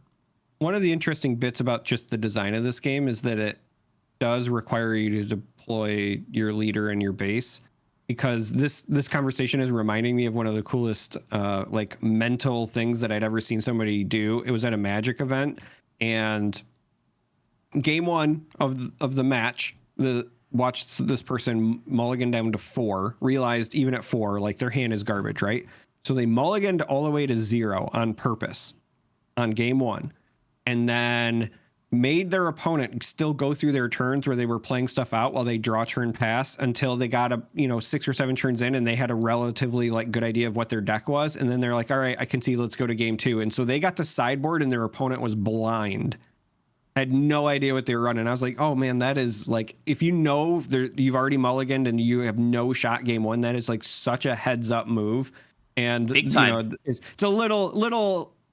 a bit of a shame that you can't see like that, 200 IQ play here, because you're going to have to put your base down in your leader. But knowing when to concede is absolutely a skill, 100%. I've heard, I think from Ten and Grace, Tannen and Brian Basoko were telling me about how they would play in tournaments where I think it was either Brian or Tannen, where like turn 1 Thoughtseize and their hand was garbage, like on round, like game 1 of a, and he's like, in response, I concede. I don't want to give you any information because I'm probably not winning this matchup anyways. So, yep. And I'm going in knowing that you're this deck and you don't know. So that's an advantage to me. You're absolutely correct. You're totally spot on correct about this. So, yeah, man, knowing when to fold them is a very important skill set in many card games. Next order of business, I think that this is very significant. Yeah, it is. But so here's the interesting bit. It's significant, and yet it's not, and yet it is. There's so much context and complexity to just saying that they've announced there's a standard rotation, right? Not that much of a shock if you've played card games. A lot of card games have some sort of standard rotation. It's a way to keep the pool fresh, make new players potentially have an easy way to access the game and not feel like they have to get stuff from sets that are out of print or 5 or 10 years old or whatever. So standard rotation, nothing new, but it's very rare that a game announces there's going to be one before the game is even out. And so while they're not announcing anything groundbreaking, just them saying it is itself groundbreaking, because most games say, I don't know, we'll see how it goes. We're not that worried about it. And now if you're wondering why it matters, you're saying, okay, well, like I could see why some games will say, hey, we just want to make it through the first year or two. Who cares? This tells me that they've put enough forethought into the longevity of the game, between some of the other stuff we've already seen in terms of planning anyway. But this is just another thing. If I'm drawing up a checklist of all the reasons that I think that Fantasy Flight Games is taking this game more seriously than they have other games of theirs in the past, this would be another thing on my checklist. They have already thought about it, addressed it, planned for it. That, to me, that's a good thing. That's a good sign. It's a very good sign. I have been involved with card games that, like Gwent, for example, that I have been the chief voice of implementing a standard rotation into that game for many years, because power creep was one of the biggest boons to that game. I love that game dearly. And it's one of those situations where I will admit when I'm wrong, 100%. It's nothing to do with pride, but that was one thing where I kept telling them that they are absolutely dead spot on wrong about not doing standard rotation for that game. And what's funny about that is that after the game announced that they were going into maintenance mode, that they were no longer producing content, they're like, well, maybe one of the ways that we can make it fresh is by implementing a rotation. I said, oh, like almost like a standard rotation. Imagine if we did that years ago. That's a whole other story. Long story short, for those who are doubters of what standard rotation does, it is addition by subtraction. And for those who are like, well, now I have cards that can't be played. Wrong, because they implement other formats that have those cards legal. Or they do reprints where the cards that you've had previously might be back to being relevant. These things happen. Trust me, if your concern about FFG and Star Wars Unlimited is that you're worried about FFG dropping the game or not having a long-term plan, like Charm3r said, if they're talking standard rotation, that is a foundational rock of long-term success. That's what you have to have. Every successful blockbuster card game has a standard rotation. Magic, Pokemon, Yu-Gi-Oh, freaking Hearthstone, they all have standard rotations because it's necessary. So, and if you don't have a standard rotation, you have a system that mimics it so that the same basic like functionality of a rotation occurs. Now, I'm mentioning that because you might be, somebody who follows Flake for Flesh and Blood, for example, and you're saying, well, Flesh and Blood is an eternal format, and you're technically right. But the Living Legends system is essentially a standard rotation, as we are in the process of seeing Tales of Aria be completely rotated out, essentially, because of that system. Dude, that set still my favorite set, but now you know why, man. Like that set came in swinging, dude. That thing threw hands, dude. Yeah.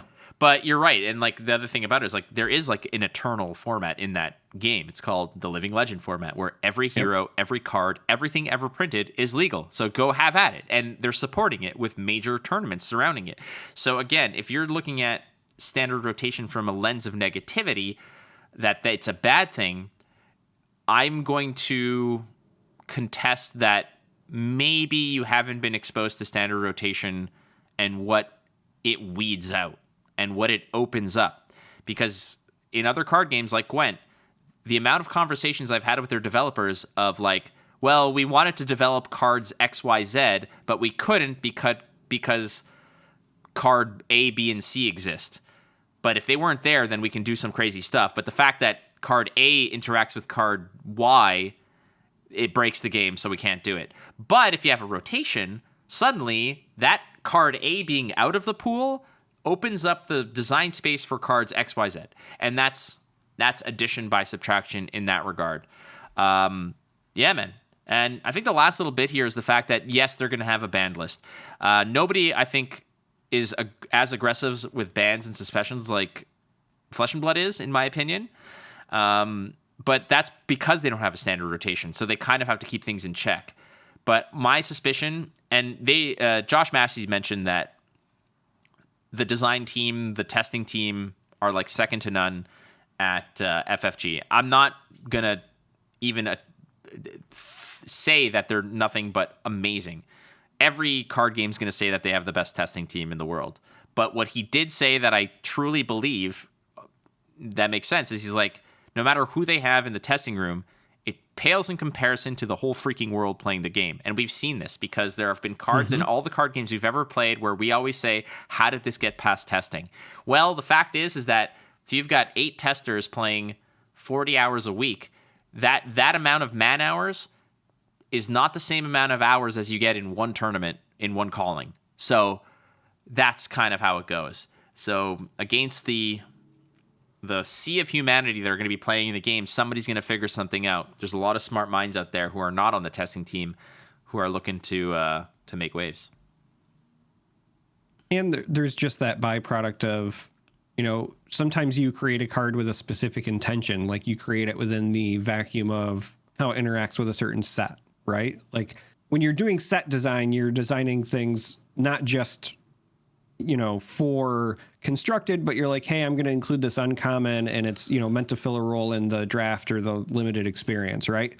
Then, 6 months down the road, the next set releases and that card is interacting in a way that you weren't expecting because when you designed it originally, you had it in mind for one role, you tested it for that role, and then during, design and testing, whatever, for the next set, it was just overlooked, right? Because the more cards you release, the greater your number of variables becomes, and that means all of your interactions, permutations, etc., essentially grows exponentially every time you make a new set. So it's another reason why the standard rotation is so important, because it limits the pool that you have to focus on.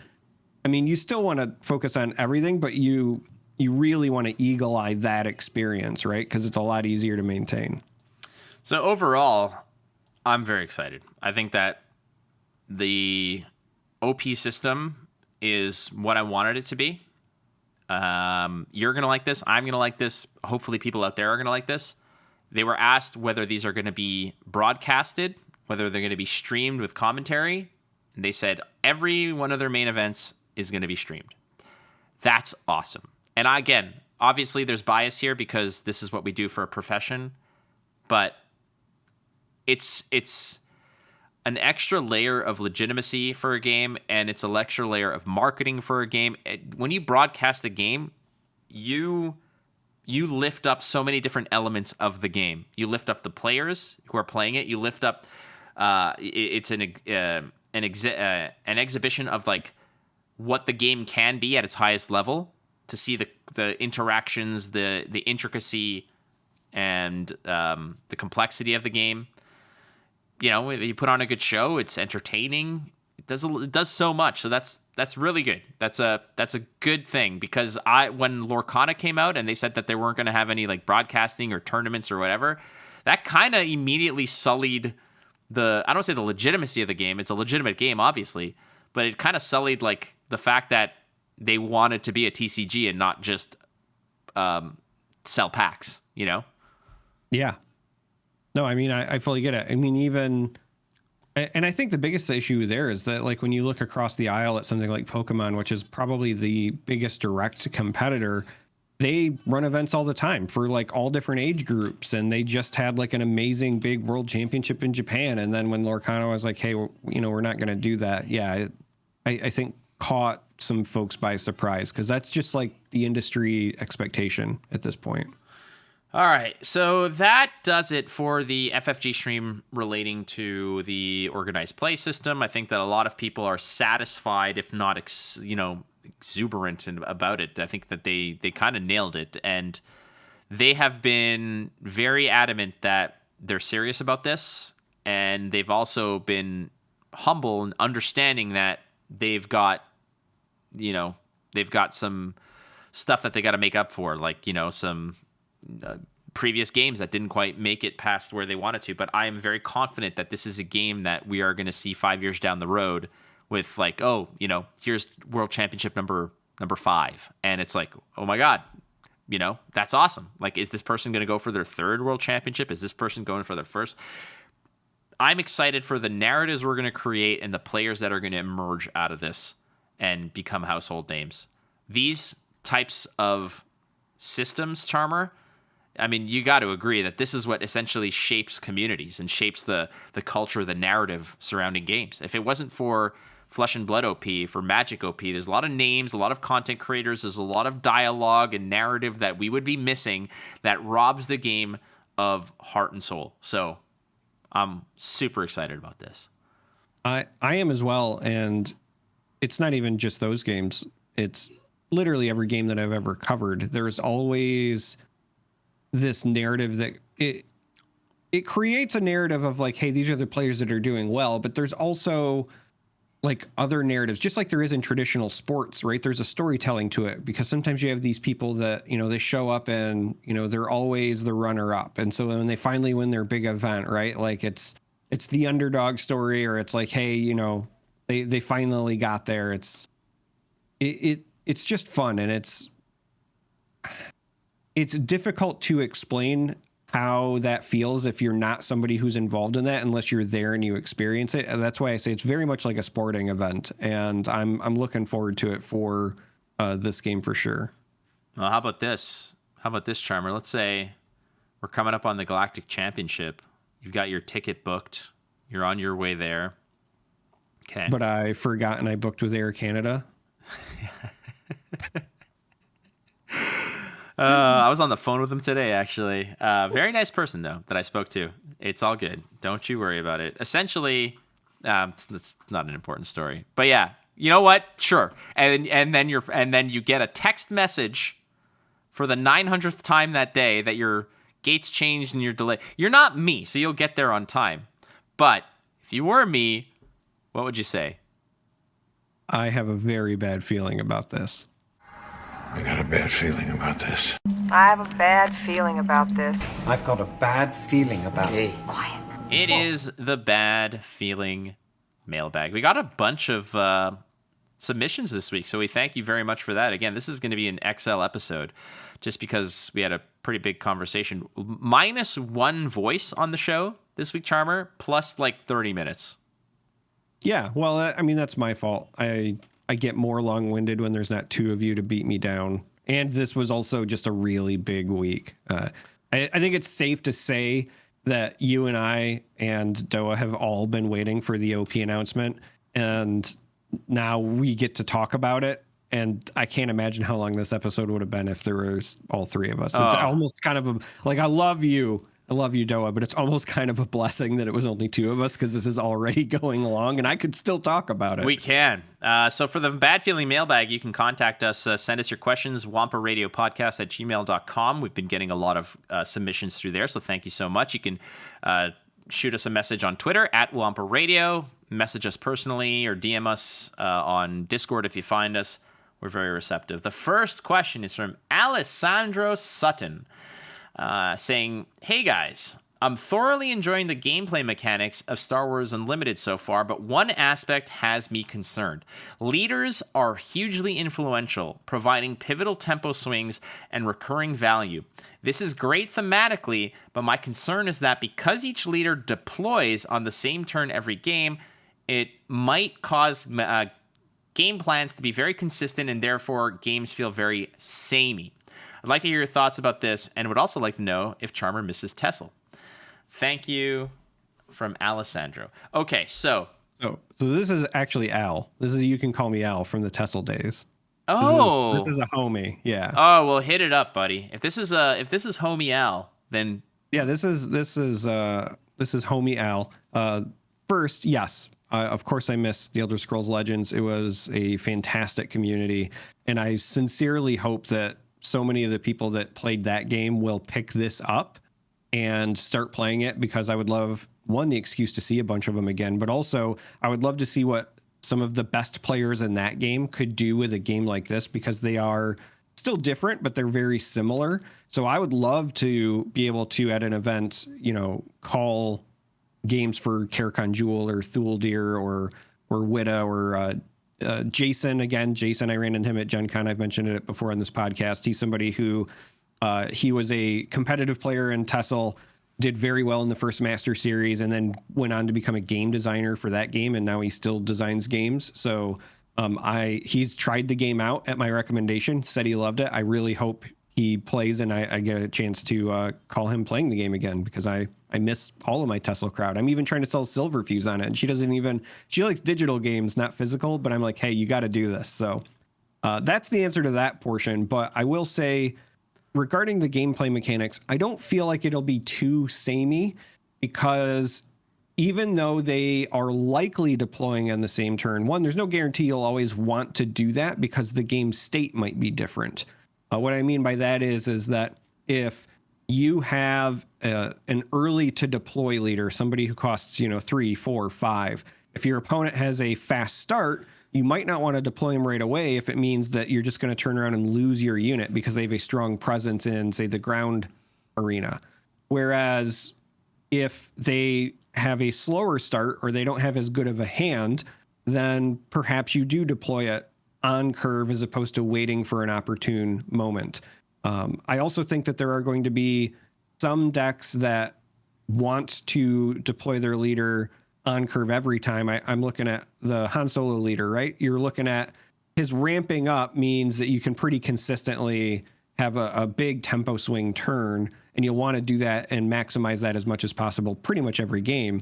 But then when you look at like Darth Vader from the starter decks, or even still, I'm looking at like Grand Inquisitor, things like that. You might not be deploying them on curve every time, because sometimes you might value their activation over the actual unit. Darth Vader, if you're in a matchup where your opponent has a bunch of shields, being able to ping off any shield without having to worry about getting a unit into trouble or whatever might just be better in that game state, right? The Inquisitor also feels very much like an aggressive leader, but has a relatively high cost. And I could see you build decks where you never even get to the resources to deploy them, or if you do, it's very rare.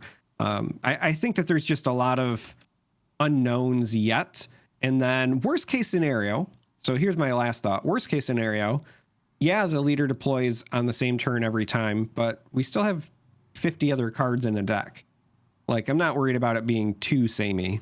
I think it'll be fine. I agree. I mean, there's always the attractive element of playing your leader on curve in order to just maintain, but at the same time, like you said, Charm3r, like if you're throwing them into a shark pit, like it's not always the best option here. The sameness of this, I think, is I don't think it's that dangerous because, like you mentioned, you don't see your whole deck. So like the cards you draw, the games are going to feel different. It's not like Gwent where your opening hand, you're looking at like 35 to 40% of your deck in your opening hand. So, and then as you're drawing cards and doing stuff, things do kind of feel samey in that regard. But I don't worry about this at all. This never even crossed my mind. Well, and I was just about to say, I think one of the reasons that you and I are probably more comfortable is because we do have a lot of experience playing Flesh and Blood. And so if you're somebody who's never played that game, you might not realize that with that game, you start with your hero. So that's always the same when you pick that as your hero, very similar to this, but also your equipment. And your equipment suite very rarely changes. And that can be anywhere between, 5 to 6 other pieces on the board every game at the start of the game, right? Like you start with a bunch of stuff already in play, and that never really feels like super samey. Like there are definitely matchups that feel the same, like in how you navigate them, but every turn still feels impactful and every experience still feels unique. So I think this game will do it fine. You want to talk about sameness? Play against a Viscerai that goes Mavrian Skies, Shrill of the Skullform, Rosetta Thorn. Mavrian Skies, Shrill of the Skullform. Oh, I'm sorry. Did you and I pronounced that differently? I pronounced that Starvo, Reveal Voltron, Dominate for 9, Swing Hammer. Yeah, which is clearly superior. Yeah. Which is clear, because in that one, you need 3 cards in your hand. But for the other one, you only need 2. That's why Starvo was a bigger skill hero than anything else. But yeah, I don't worry about it, in all honesty, Alessandro. So, but thank you for the submission. Big time.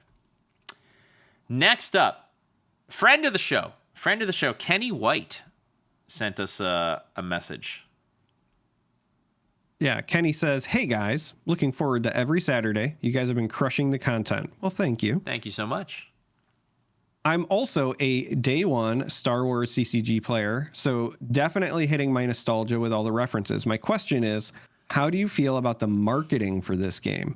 I feel like we are only a few months away from release, and the only big website I've seen an article on is the one a few weeks ago from IGN.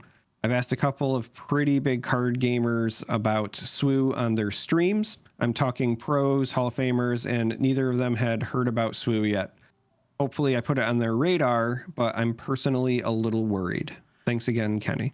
So Kenny submits a lot of questions to the show. I actually sent Kenny a surprise. I sent him one of our sealed packs of I sent him a sealed pack of cards because Kenny does some nice things. So I sent him one of those as a thank you.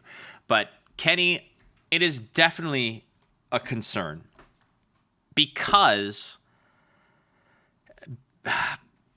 it's a concern and it's not. And the reason why I think it's not a concern is because I don't think it needs that kind of massive attention. I don't think the game is going to need the attention of the big streamers, the big players, the whatever. First of all, Kenny, we're pretty big streamers here, and we've heard of the game. No, I know, I'm being an asshole.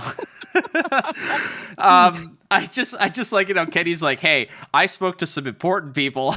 They heard of the game. What are you freaking ants doing about it? And it's like, we know that's not the intent, Kenny. We definitely know. The thing about it is also, when you're a major streamer in a certain pool of cards, you are constantly being inundated and bombarded with stuff relating to the card game that you are very intimately associated with, that oftentimes you do not hear about other card games, or you do not, what are you looking at?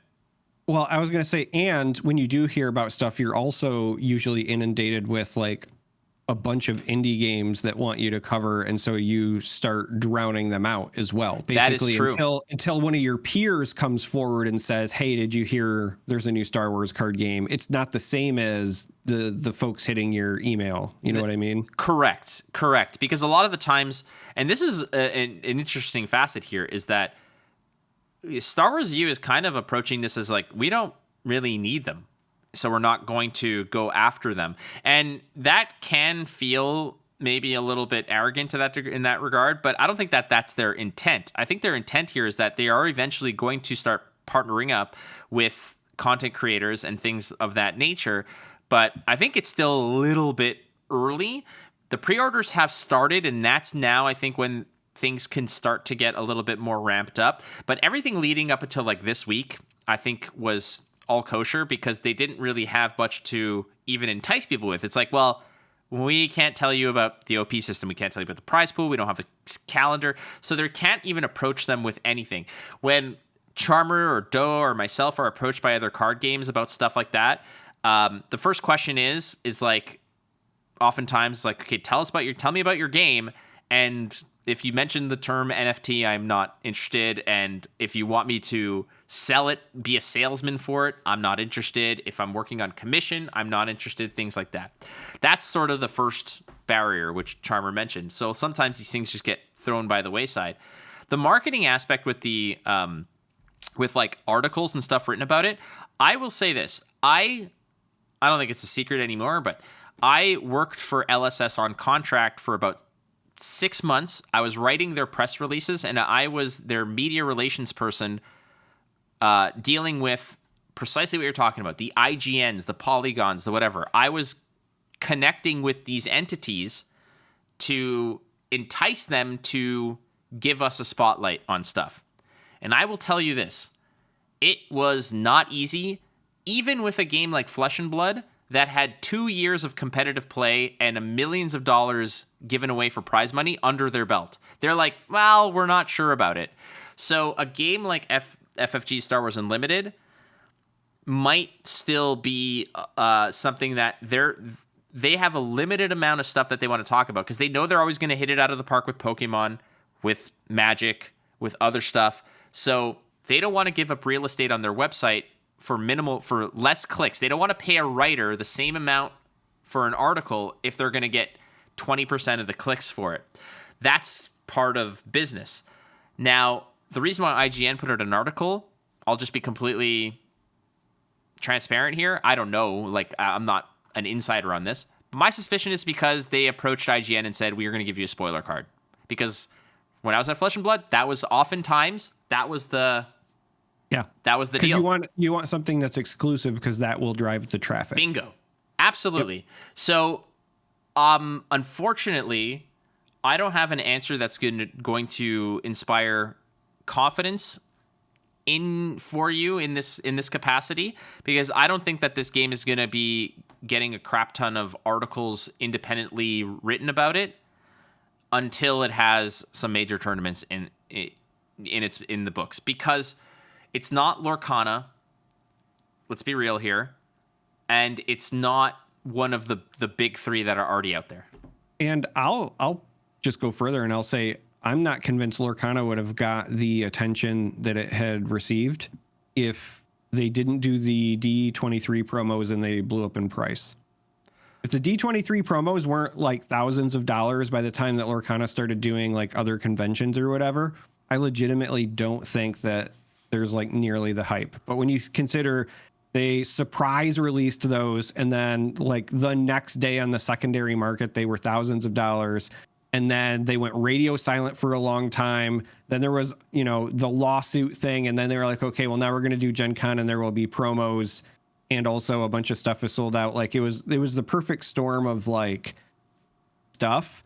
But if you go all the way back to, if those D23 promos, like they give them out and people are like, oh, I guess there's a card game, who cares? Like none of that stuff snowballs. So when I look at this game, I will say, this is actually kind of an interesting question, because I would have said 4 days ago that I was very concerned, just because I have personally covered a lot of other card games in the past where I felt like the IP should be enough to carry them through the rough patches. Elder Scrolls Legends is a great example. Bethesda is very well known. The Elder Scrolls franchise is very beloved. They were making a card game, and it wasn't even just that it wasn't well received. It was literally like Bethesda was doing marketing, but then when I would talk to other card game players, they're like, I didn't even know there was an Elder Scrolls card game. Same thing with the Artifact, right?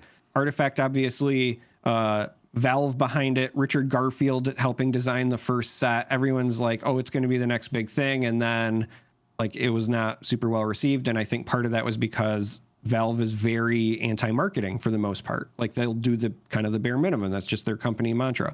So I would have been very concerned because I don't think IP, even with something like Star Wars, is enough to carry a game on its own. Thankfully, FFG has been showing me that they have a plan for a lot of these things. But what changed for me this weekend and what has given me more hope is, and this is going to sound dumb, but it's the fact that they were at TwitchCon doing demos. I never would have even imagined a physical card game that wasn't Magic being at TwitchCon doing that. And the only reason that Magic does it is because they have MTG Arena, right? So like they actually have a reason to be at Twitch because they have that video game side. But the fact that they were like, hey, we know that card gamers show up to this, and we also know that there's just gamers in general. Let's go and do demos all weekend. Blew my mind. I legitimately would have been excited, and I would have went to TwitchCon if I would have known they were going to have a booth, right? I feel like that says to me that, yeah, maybe they haven't done the reaching out yet, but the fact that, A, they have Xander on staff, which is not something that they've had in the past for games, right? They have somebody meant to reach out to content creators. They went to TwitchCon. I think that what we should expect is more marketing around Christmas time and definitely into the new year, right? Right now, pre-orders are up, but the reality is that a lot of folks are focused on getting ready for the holidays, and the game still doesn't come out till March. So around Christmas time, when people have, you know, maybe some Christmas gift money and they are looking to spend it, why not remind them, hey, this year is when we're kicking off this new Star Wars game, you know, maybe put down a pre-order, right? And then that's when I think that we're really going to see the marketing ramp up personally. I agree with you there. I think that you're going to see the marketing ramp up in December, where the people who are going to get their Christmas money and move it into January and be like, do I want to spend it now, or do I want to slam down a pre-order? There is also, and again, it's going to sound kind of dumb because really it's the difference of, you know, a handful of days, but there is something very different between being able to say releasing this year and releasing next year. Yes, you're right. So once we cross that threshold and they're like, hey, coming out this year, Star Wars Unlimited, that gets you immediately more hyped. Whereas even now, you know, it's not that far away, but like if I say to people, hey, it comes out next year, we have less than 2 months left. Realistically, I mean, we're at the end of October, right? So we have like 2 months left in the calendar year or whatever. But I have people that just their eyes glaze over and they're off in La La Land. They're like, oh, next year. Like I can't even think about, you know, 2 days from now, mate. And you're telling me about a card game that comes out next year. I don't care. But the moment you cross January 1st and you can say, hey, coming out like just later this year, Star Wars Unlimited, it makes a difference. And so I really feel like that's when you're going to see more drive for this. Dude, like, I'm going to just be blunt here. It is just this, it's just words, but you're right, because so my birthday is in January, but to me, it could be December 30th, and I'd be like, well, it's next year. It doesn't matter. And then as soon as like I'm like, oh my God, we're almost there. Like it's just this, it's this mental thing this mental hurdle you clear. But yeah, Kenny, just to sort of put it all together, a lot of these articles are kind of, they're what's the word? Oh my God, what's the sign you put up when you don't want people to come to your house and no trespassing signs? Not trespassing. When you don't want them to sell. Soliciting? No soliciting. Yes. A lot of these articles are kind of solicited by the companies. The companies like IGN, Polygon, etc. They are approached by the companies saying, hey, you probably want to talk to us about this, because I've written dozens of press releases that go to these people and say, hey, you might want to write an article about this thing coming up. Here's all the information you would need. And that's kind of what lights the fires under these.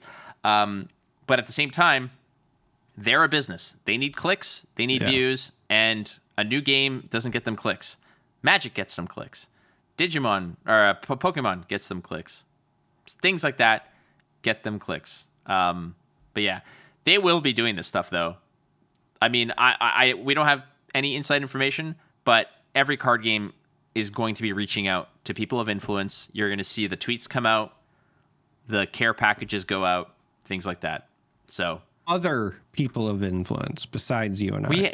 Well, hold on a second. We automatically excluded each other because we said influence, of which we have none.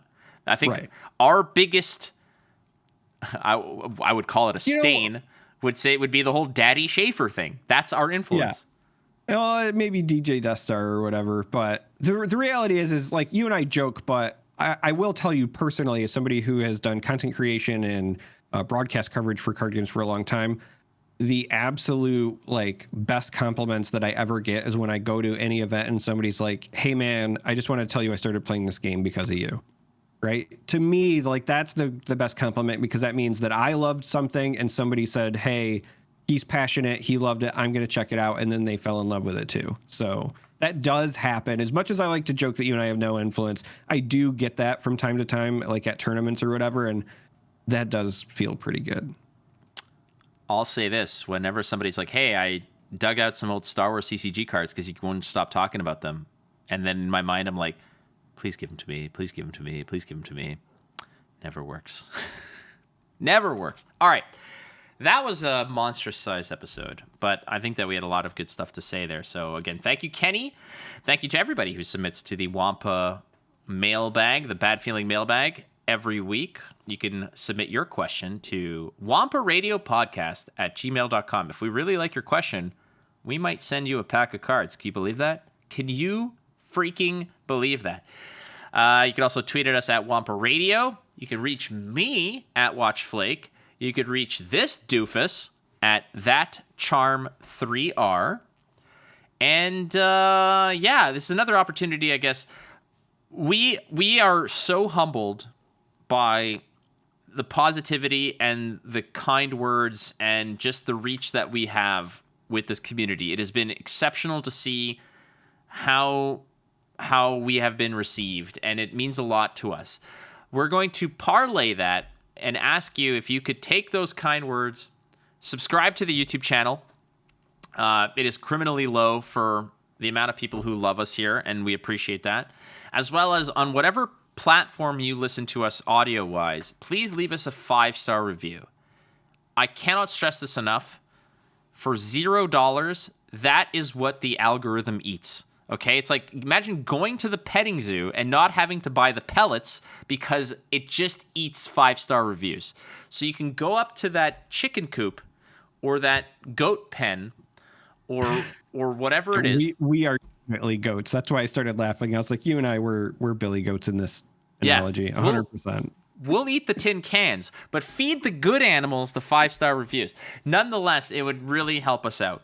And you have done so. Many of you have, and it really means a lot to us. If you got to take a minute to show appreciation, that's the way to do it. Charmer, are you locked? Are you loaded?